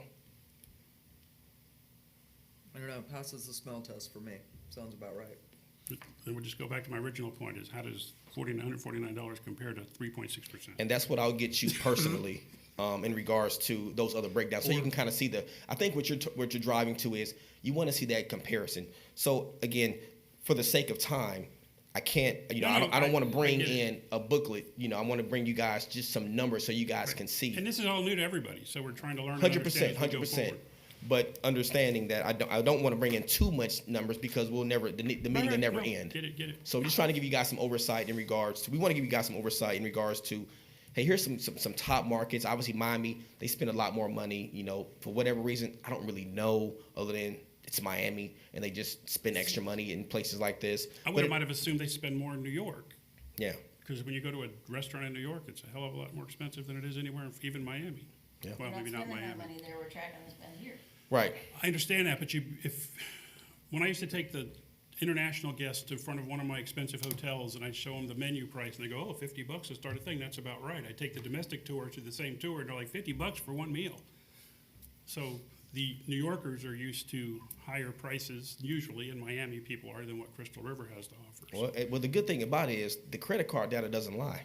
No, if they're swiping, and if New York is representing a 1.6 of, and it equates to a 3.6 in the spend, double the spend, then I'm not gonna say, well, how is that not possible? Because I think that's very possible. I just don't know how it compares to why the Miami person's put in the same origin market as a quality visitor when I can't measure it against the same quality. Okay, so and again, it goes back into the reporting, and we can dive deeper, but for the sake of this meeting, it's hard to dive deeper on every single data point, Michael. I mean, I get what you're saying, and maybe it sounds like. I don't want you to dive deeper into every single data point. I want the same data points to say the same thing on the same slide. Okay. Because, again, very simply, 1.6% for 3.6% does not give me any knowledge on what that means to $149. Mm-hmm. Okay, that's fair. Does it? Apples and oranges. That's fair. Now, they may be great. It may be a Miami great. It may be 25.6% at a 47%. I don't know. That's what I'm saying. You can't compare that slide to tell me that the title says where the top quality visitors' origins are from. I agree they're from Miami. I know they're from Tampa. I know they're from New York, but I don't know if the New Yorker's worth more than the Miamian is or whether the Tampa's worth more. This tells me there's more Tampians spending more money, but what does that relate to? I get it, but I don't get it. I feel very strongly both ways. All right. So now that's clear as mud, that slide. We'll move on to the next slide. But Mike, to your point, I would definitely give you some of that information to go over that with you. Hence, why we're on the call Thursday, because I wanted you to take a look at some of the stuff that I was looking at. So that was just reason. So and I appreciate that. Keep in mind, when we present something and numbers to you, and we can go back and back it up. And the good thing about this article is, I won't have to hide behind a number, right? It allows me to really click in and dive in to really dig a little bit deeper within some of these numbers, and whether it's the markets, and I can click into Tampa, and then on this article, what's really great, I can click into that Tampa blue bar, and it'll tell me where at in Tampa, Hillsborough County, Brandon, Valrico, Riverview. It'll tell me where they're coming from in Tampa, from a percentage standpoint. Like I can actually click that. That's great. Now this is just a screenshot, so that's not live, but that's how deep dive that the numbers that we have now, so we can really target not even only a city within the communities, but like all the way down to the neighborhoods, which is pretty interesting. All right, next slide. Again, August, we're still talking about August, what the visitors look like. 49% of them were 25 to 54. 35% of them had an average household income of $100,000 or more, and then 46% of those had children in the household. I think those numbers, none of that surprised me. I don't know about you guys, but they all kind of stayed true. The $100,000, I thought that was kind of cool to have that. We're a little bit over 1/3 of our visitation are well-off clients, kind of speaking to what we were talking about earlier. Max, next slide. Let's see here. Where are visitors going by region? Again, this is compared to the previous year. Blue is current. The gray is last year of this same time period.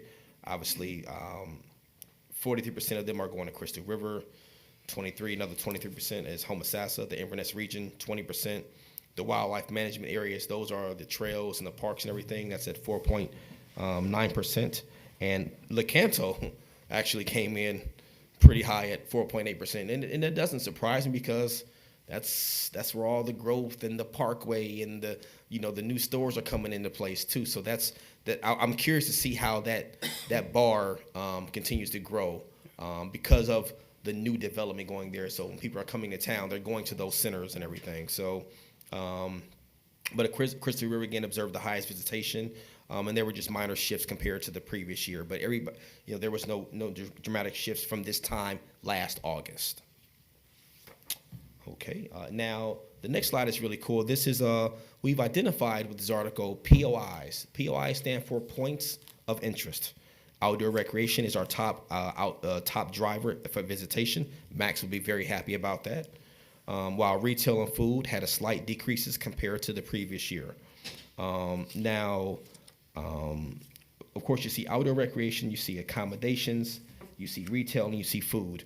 The cool thing about this bar as well, we can also click in and dive in, and we can know exactly where those outdoor recreation components, where people are going to, both residential and the citizen. All right, next slide, please. Now, I'm going to have Christina live click on this, because this is something that I want you guys to really see in live. So this is where the visitors are going by POI. So we just did a quick selection of like about 13, okay? Let's see. Now, actually, Christina, you have the mouse, so if you want to start with the top bubble to the left, yeah. So, gosh, Christina, I'm going to have you read that, because there's no way I can read that. So before she starts to read, and I'm going to have Christina go down some of the bubbles, but it really gives us a really good idea of resident versus visitor, okay? The percentage. And this is just for the month of August. So, Christina, I'm going to let you take away with this, since you do have the mouse.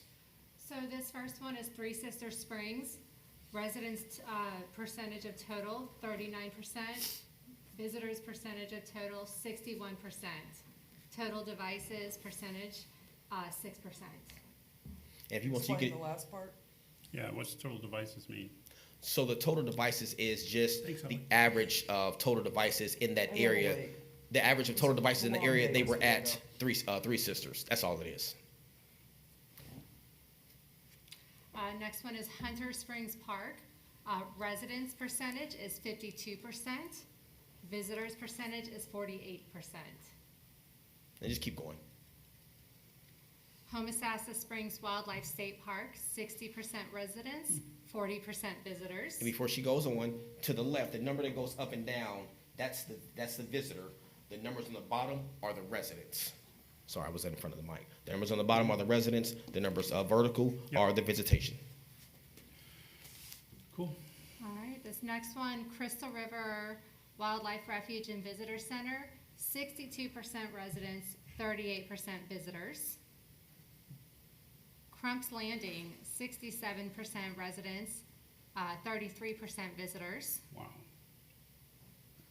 Withlacoochee State Trail, Floral City Trailhead, 80% residents, 20% visitors. The Valerie Theater, 83% residents, 17% visitors. Liberty Park, 83% residents, 17% visitors. Cooter Pond Park, 88% residents, 12% visitors. The Shops at Black Diamond, 86% residents, 14% visitors. Old Courthouse Heritage Museum, 88% residents, 12% visitors. I think you missed one, Which one? the little tiny purple Oh, one. That this one, Mer Taylor's Oh, yeah. Mermaid Aquarium Encounter, 84% residents, 16% visitors. Now keep in mind, this is just August. Yeah. Now we can do the same thing for the whole year, quarter, and everything. So we just want to kind of do it monthly. And by the way, how many POIs, Terry, Christina, do we have? 13. No, I'm sorry. Oh, altogether? Altogether. Over 500. So guys, I can do the same thing for the Cove area. I mean, I can do Desai's area, Dr. Desai's area, obviously the plantation. Now, hotel, we know what that's going to be like because you're getting people from out of town staying. So, I have those POIs, so Michael, so if you do Love want to have those, them, yeah. if you do want those numbers, we can definitely give those to you. But this right here is amazing. Does the size of the diameter of the circle represent the sample size? No. It's the percentage of, the reason why that bubble is bigger is because it's more residential than it is versus a visitor. So what's that big circle right there? It's Liberty. Cooter Pond Park, So Cooter Pond, what was the percentages? 88% residents, 12% visitors. But then go back to the small circles within the big circle. 84, 16. Well, it's a smaller amount. Small sample. Smaller amount of people. Yes, Yeah, number of people. Yes. That's what it represents in a sample. Yes. Like that. Yep. Okay. So This is great. This is great stuff. Yeah. And the Cooter Pond thing, that's probably due to the concerts. Every time, we have downtown Saturday night, and you've got three Yep. bands and 4,000 to 5,000 people clustered, that'll give you that. Oh, we've got the downtown region as a POI also, so we can actually drill down even more specifically to Yep. the downtown Saturday night. And this is the reason why this is important is it lets us know from a marketing and tourism dollar spend standpoint of like, okay, is it residential? Is it tourist? However, even if it's residential, still, how can we support it?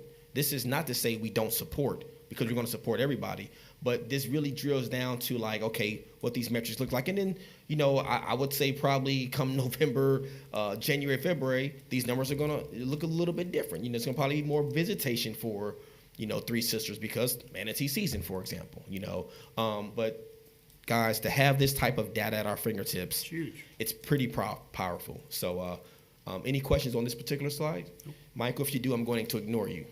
Okay. All right. No, I appreciate everything. Here's the next slide. Where are visitors spending their money? 50%, again, this is August, all August, 50% on food, gas and service stations, 16%, Retail, 14%, believe it or not. Accommodations, 8.8%. And outdoor recreation, 3.5%. That's total, including residents. Yes. Yes, no, visitors. Just Visitors. I'm sorry, visitors. All right. And let's see, visitor, okay, this is really cool too, the next two slides, and we're gonna try to hurry it up because I know we're kind of spending short on time here. How does your destination average visitor spend compared to the national average? We talked about just a little about this, Max, about worrying, hey, are we going after the wrong people? But aside from October of 2023, we're the blue, the purple is the benchmark. We're spending more on average than any other market from a visitor coming into our marketplace. So when folks are going to other places around the country, on average, they're actually spending less. Now, don't just think like, what about Miami and New York? You also got Idaho, you got other places too. It all averages it out. So I don't want you to think Their blue be bigger. exactly. Just from an average standpoint, this slide is telling us we're doing really good as far as the average spend. Now it's about just making sure we, I don't want to say get more people, but that's what I'm chartered to do, what we're chartered to do. But we want to get the right people. But when they do come here, they are spending the money. All right, next slide. How does your destinations? This is really cool for both Luann, Dr. Desai, and Michael himself. How does your destination restaurants to fast food spend ratio compare to the national average? The fast food is going to be $1, just so you know. So let's just look at January of 2024. So let's see if I can do this. Oops, that's the wrong one. Okay. All right. So there we go. So January 2024. Left. Yep. Sorry. Here we go. There we go. So that is 264 and 165. So this means for every $1 spent at a fast food, $2.64 is spent at a sit-down restaurant in our market. The national average is $1.65, believe that. So again, we're trending higher. We're trending higher. So even though we have a lot of fast foods, but people are spending clearly more money at sit-down restaurants. Next slide. Let's see. All right, the next three slides are pretty simple. What the visitor impact is on a restaurant. 20% represent the visitor total spend, and the average spend is $83 at a restaurant here. Visitors impact on retail, visitors represent 8%, and the average visitor spend is $79. And this last slide is visitor impact on attractions. 32% is from visitors in August again, and the average spend is $136. So keep in mind, our manatees and our scalloping tours, they're not exactly on the low end. They're pretty expensive, as far as from that standpoint, and then of course everything kind of gets down when you think about Ellie Schiller Wildlife Park, Three Sisters and things of that nature. But what bumps this number up like this is obviously the tours. And this would be a per swipe. So if I had 3 people on a manatee tour that are $125, then that would be one swipe of $125. Whatever the total is, yes. Yeah, whatever it is. Yeah, and then if they go to Three Sisters, the next day it's $20 a ticket or whatever, or $16 for seniors. Makes sense. Exactly. I'm glad to hear that, Mike. You just made my day right there. Okay. At least some of these numbers do make sense. They all make sense. Right. It's just. So what's next? We want to continue to sharpen our focus on those high quality markets we identified. We want to involve partners in tourism in upcoming campaigns to build our visitor engagement in those community amenities. And we want to focus marketing efforts to drive business to those opportunities that present the most return on our investment. And that's all I have for that. The last thing I'll say is I talk to you guys individually. We want to take a look at before the rest of the team goes on with their reporting, and I'll ask you guys to kind of be a little bit brief and wrap it up. You don't have to go over everything just for the sake of time. But we talked about starting January, we are looking to go into a bi-monthly meeting that'll help the staff out a lot because we're spending a lot of time, the very next week preparing for the next meeting. And not to mention, from a tourism and marketing standpoint, our business doesn't happen that fast. I think it'll also be great for the TDC members to have a little bit more time. And then in between those months, we'll still send out those reports, those numbers, and things of that nature, so you won't have to worry about that. But we definitely want to propose, starting in January, the odd, as Commissioner Davis said, the odd numbers will be going to a bi-monthly starting in 2025. 2024, we'll still keep the same, but starting in January, we would like to get that proposed. I just don't know how we go about doing that as far as making Talk it. to Steve. Okay, cool. I'll talk to Steve and we'll get that. Does anybody have a problem with that? Make sure it's legal, and I don't know what the Yeah, charter says. and what I did was I did look at a couple of the DMOs, destinations in the state of Florida. There's a lot that are doing bi-monthly, and there was one that was quarterly. I don't think we're ready quarterly because we have too much business going on and things do come up. So I would be afraid to be quarterly because it's like, oh my gosh, I can't see them for another 3 months and I can't get anything passed. But bi-monthly seems to work out, but I'll refer Make to. sure how they wrote our Our statute. charter is, right, each charter is different. So Yeah, make sure how they wrote so, our so from a statute. statute standpoint, we are fine as far as from a legality standpoint. But I'll just clear with legal, and we'll maybe bring it to our next meeting as far as to officially, if we have to vote on it. I'll figure all that out to make it easier on you guys. But That's you all. apparently have a consensus of 5 that we're good Yes. with it. I Yes. would like to make one exception, though, and that is that we have a meeting, 2 meetings in a row proceeding to the budget, so that we have more time to consider the budget or more information. So that's August and September instead of going July and September. Okay, all right. I'll look into that. That's not a problem. That's easy work. That's easy. Okay. All right. That's all I have, and I'll let the rest of the staff be quick but precise with some of their numbers. There's June in your packet. We're not gonna go over that because we sent that to you last month because we missed that meeting. So I'll just go to the July numbers. Excuse me. As you can see, a lot of red still. The numbers in red are getting a little smaller and are consistent throughout the state with the exception of Hernando County. And then total year over year, much of the same. And you can see again, consistency in those numbers and our numbers compared to the state of Florida as well, which is at the bottom, overall state. Pardon me. Go to the next slide, please. Revenue, yay, we gained back a percentage because we were 5% down year over year at our last meeting. So still red, but it is only at 4%. July, actually this July, albeit a little bit, we were better than we were July of last year, which for those that are struggling with scallop season being a little bit of a bust this year, encouraging that it's a little bit more. The July numbers are June. But the July numbers represent the June revenues. No, this is July collections. Okay. Cool. Okay. Did he just say cool? Don't know that I'm believing it, but yeah. Well, I mean, You killing me, Smalls. what's our biggest month of the year? July. It says here we collected $346,000 in August last year. But we Okay. only collected $270,000 in July. My point being that the July collection, the money you got in July was from June, the money you'll get in August is from July, because if our biggest month is July, that actually happens in consumption, it would be the biggest number in tax collection as well. I will send you the report from the Department of Revenue so you can see that. You know, all I and know I'll is show you. I collected like $500,000 more money in July than I did in August, or in June. Right. When I get the report from the Department of Revenue, they show me the day it was collected in, the month it was collected in, and then the day they gave it to us. Okay. So you'll be able to see that. Okay, good morning.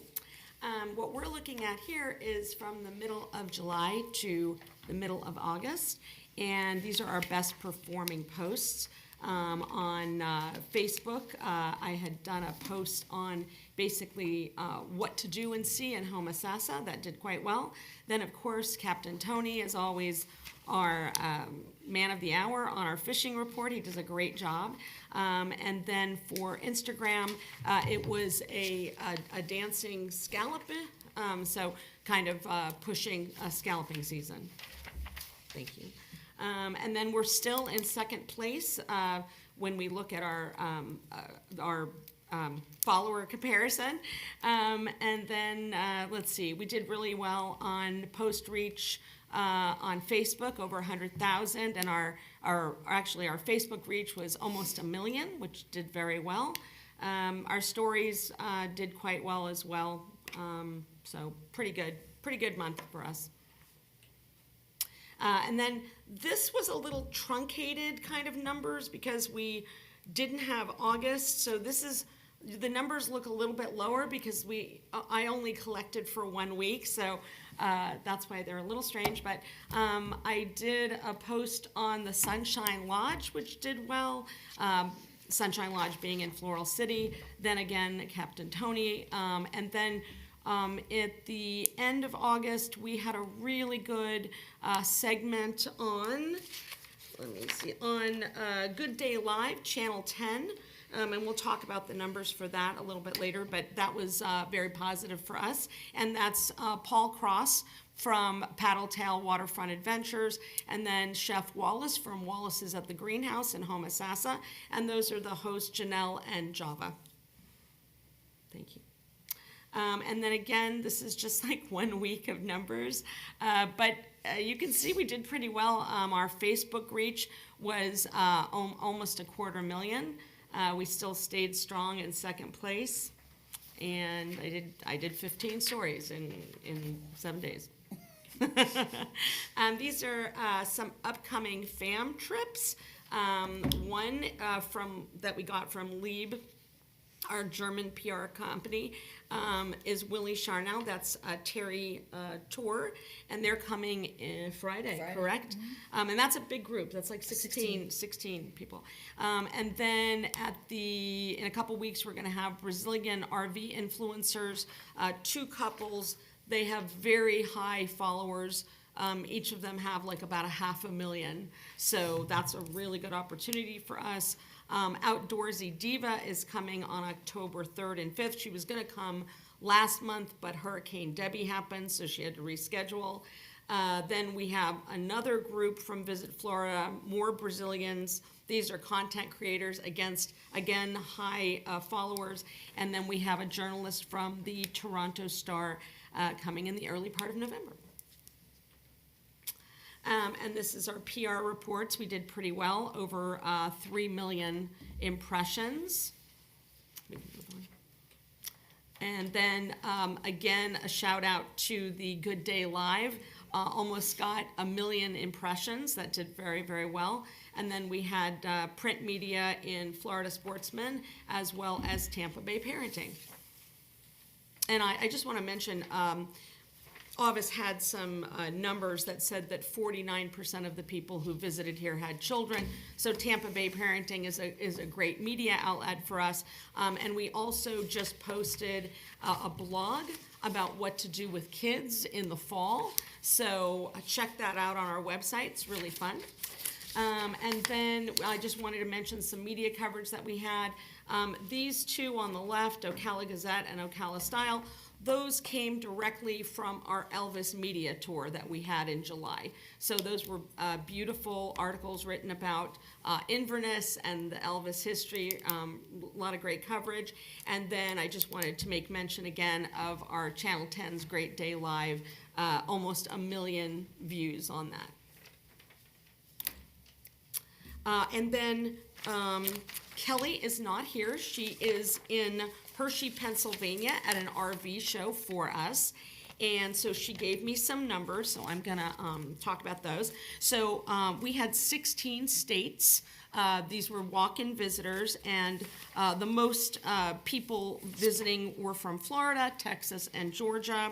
And then we had 9 countries for our international travelers, and these were from the Netherlands, France, Germany, Denmark, Scotland, Mexico, Australia, Belgium, and Brazil. And before you move on, I just wanted to make note of 2 new photos on our walk-in visitor center slide. One is on the bottom left. That was a very busy day, so much so that Avis had to go out and greet people. It was kind of crazy. We had, 20. It was insane.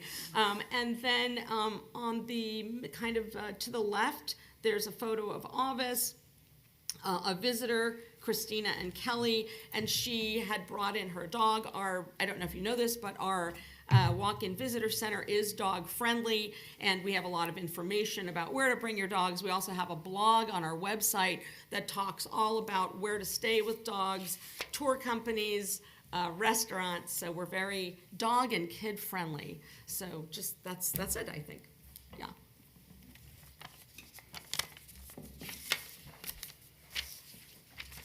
I don't know if anyone has been getting updates from Mike Shoemaker, but he has been texting me, and he's healing, actually. It seems to be flesh is granulating back fairly well. He sent a picture, which I probably didn't need to see, but Amen. but it was bad. So, Luann, did you want to bring up your experience? I had the pleasure of taking my grandchildren on a manatee swim. And unfortunately, the only time they could make it was over Labor Day weekend. Okay, I was shocked at the lack of supervision and the danger. I can't believe there wasn't any type of policing going on. I mean, it was dangerous. I didn't even get in the water because I wanted to make sure somebody didn't run over the kids. Wow.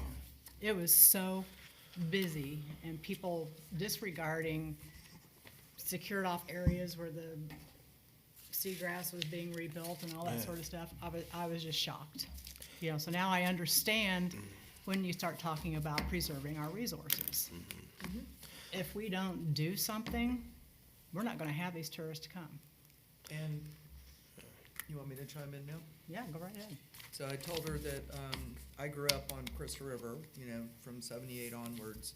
And even back then, with a lot less residents and almost no tourists, it was crazy. On any Labor Day, Memorial Day, we just didn't go out. But back then, you could actually speed all through Kings Bay. There were very few no-wake zones. And I was an avid water skier, and my dad was like, no way are you water skiing on those holidays, because somebody's gonna run you over because they're stupid and they're drunk.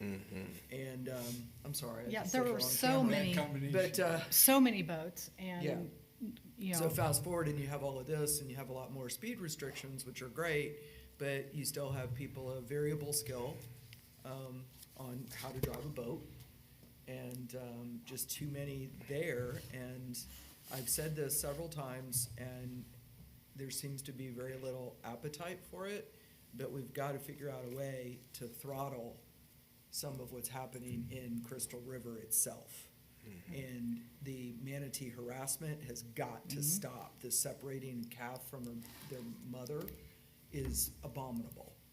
And we've just got to figure out a way to have fewer but higher dollar impact on the river in a legal way. But it's got to take Crystal River coming to the table, and I'm sorry Mindy's not here. I hope her wrist isn't broken. But, we've really got to start having that talk, and I think that's why I was really excited to hear about the strategic plan.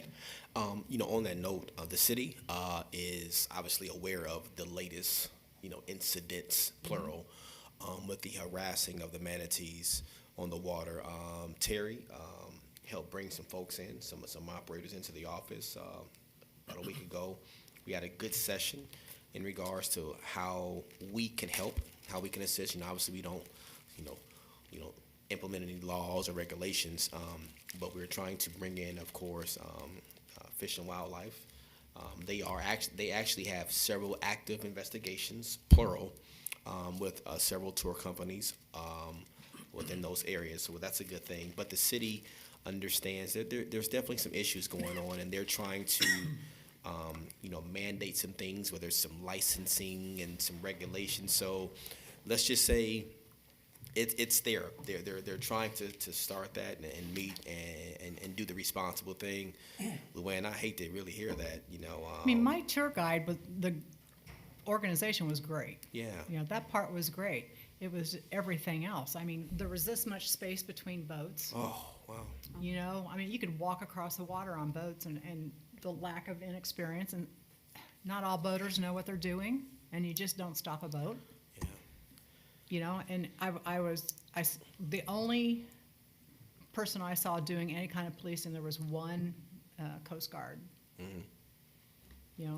But then we pull up and there's a great big huge Citrus County Sheriff boat just sitting there, nobody on it, nobody doing anything. It seems to me like we're missing fines that could help pay for things.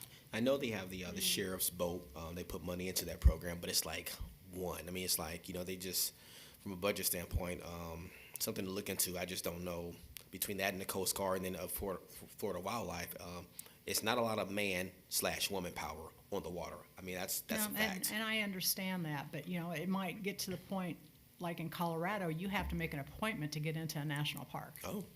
Same with Denali. So I mean, you can limit how many boats get put in a launch in a daily basis. A person can man a launch and control that. This is happening for 20 years. Yeah. Everybody talks, but nothing happens. That is the problem. Every time. Yep, Well, somebody's going to get killed. Yeah. somebody did on 4th of July. So we You have to know, have a plan, and because it's- as I said, everybody talks, but nothing really concretely happens. What I'll do is I'll get with Mayor Meek, still Troy. He's interim right now. We know the city has hired a new city manager. They're in negotiations now. Wasn't Troy? Excuse me? It wasn't Troy? It wasn't Troy. He lost 3-2 in the vote. To the I can't think of her name right now, but she's actually a local person. Lives in Homosassa. Audra, I think. Audra? Audra. That's it. But I'll get with Mayor Meek. I know they're talking about it, and let me get a report back from them, seeing what steps they're currently at in this regard, and I'll also give you guys a report from a TDC standpoint to what we're trying to do from an organization, in regards to promoting the people who have the proper licensing, the don't touch policy on their website, the brick and mortar. I think Terry can kind of go on and on, but we come to a consensus, and everybody's gonna be on the same board. So, you have these bad actors now. With what Luann is describing, that's one thing. But then Luann, I feel like you're describing almost like it's just dangerous driving, and it's just not even about the manatee part. It's just about more so reckless. Yeah, you couldn't maneuver. Yeah, so that's a whole nother, that kind of goes to limiting. Is there some things we can limit? But then I've also learned where some parts of the area is federal, the other parts is not. So it's so tricky to what, and I'm telling you, it's a huge problem, but there's only like a small part that's federal, then the rest of the part is city, then some of it's so, I don't want to say government, but it's just the regulations in it. It's a nightmare. And I understand that. It's just, the lack of respect that a lot of people have and the way they behave is ruining it for everyone. Mm-hmm. Yeah. Hopefully that's a large part of our strategic plan too. I think will be that, like opposite said, our natural resources and how do we. But we're definitely going to do our part in regards to the tour operators and being responsible stewards. We'll do that. I really hope that our agencies, I'm gonna say the agencies, can really meet together, because the issue is they need to meet together, like all the agencies that can, and then come up with some sort of a, I don't want to say workforce, but coalition, for lack of a better term, to try to figure out how do we, limit that, and what that looks like, because I'm sure there's other communities around the country. Well, I know this for a fact, they have the same issue, but maybe there's some best principles or best practices that we can. We have one of the most special experiences in the entire world, okay, with manatees. It should be priced appropriately. Yeah. Meaning it should be a very special experience. You need to have a certain number, no more than a certain number of visitors in the water at a time per guide. If you are running a big boat, then you gotta have multiple guides, and you take up all the reservations with the big boat, you know? If you're running six-pack boats, then you can have more than one six-pack boat in there. All of those numbers need to be crunched to see what, and you have to allow for residents to make reservations to come in as well. You know, because my family lives on the other side of the bay from Three Sisters. We don't even bother to go there anymore. We just don't, because I come around the corner, I'm like, I have no idea where I can anchor. None, because it's just one boat after another, and so we just don't do it. Oh, and anchoring is an issue because the wrong, you know, I mean, if we're being honest, Tower poles versus anchors, yeah. So that's a thing. It's a lot, you know. It would almost be better to have, you know, pilings there, like non-dock sort of thing, where you can string between two pilings or something, because that's a good idea. I'm definitely getting out of my bailiwick on that, on my knowledge base, but So there's thanks for gotta, you know, human ingenuity. If we can just all pull together as a community, we can make this a lot better, so. But I'll definitely report back to the TDC. Might shoot you guys an email before the next meeting, just let you guys know at least what's going on, what the city is working on, and then also what we're doing as well as an organization to try to combat some of the manatee harassment and making sure we are doing our due diligence and working with the right tour operators. When people come in, hey, here is the blue checklist people that meet all these requirements, you know, and stuff like that. So we're at least trying to do our part on that note, and then of course I'll definitely check with the city, let you guys know what's going on, what, you know, with some of the regulate, or just some of the policies that they're trying to implement, you know. But they're well aware of it. I can tell you that right now. What you're saying is nothing new, because I hear it from the neighborhood all the time in their backyards, and then how they no longer, what Commissioner Davis is saying, how they no longer go on the waters. But I'm sure Labor Day was, in other words, a hot mess. Yeah, my bad for going on that weekend, but that's the only weekend I could go. Well, of course, yeah, I get it. All right, does anybody else have anything further? I think we should have one session, call all the agencies and everybody involved, and one TDC meeting and make a decision, because talking to individuals doesn't happen. I agree. That's an excellent idea, Dr. Desai. Thank you. Good job. We'll Let's forgive go you for home. being 5 minutes late. Open to the public, and then we get to go home. Would Yes. anyone else like to speak and open to the public? Going once, going twice? All right, close open to the public, and upcoming meetings, we have one Wednesday, October 9th, 9 a.m. right here, and if there's nothing further, we are adjourned.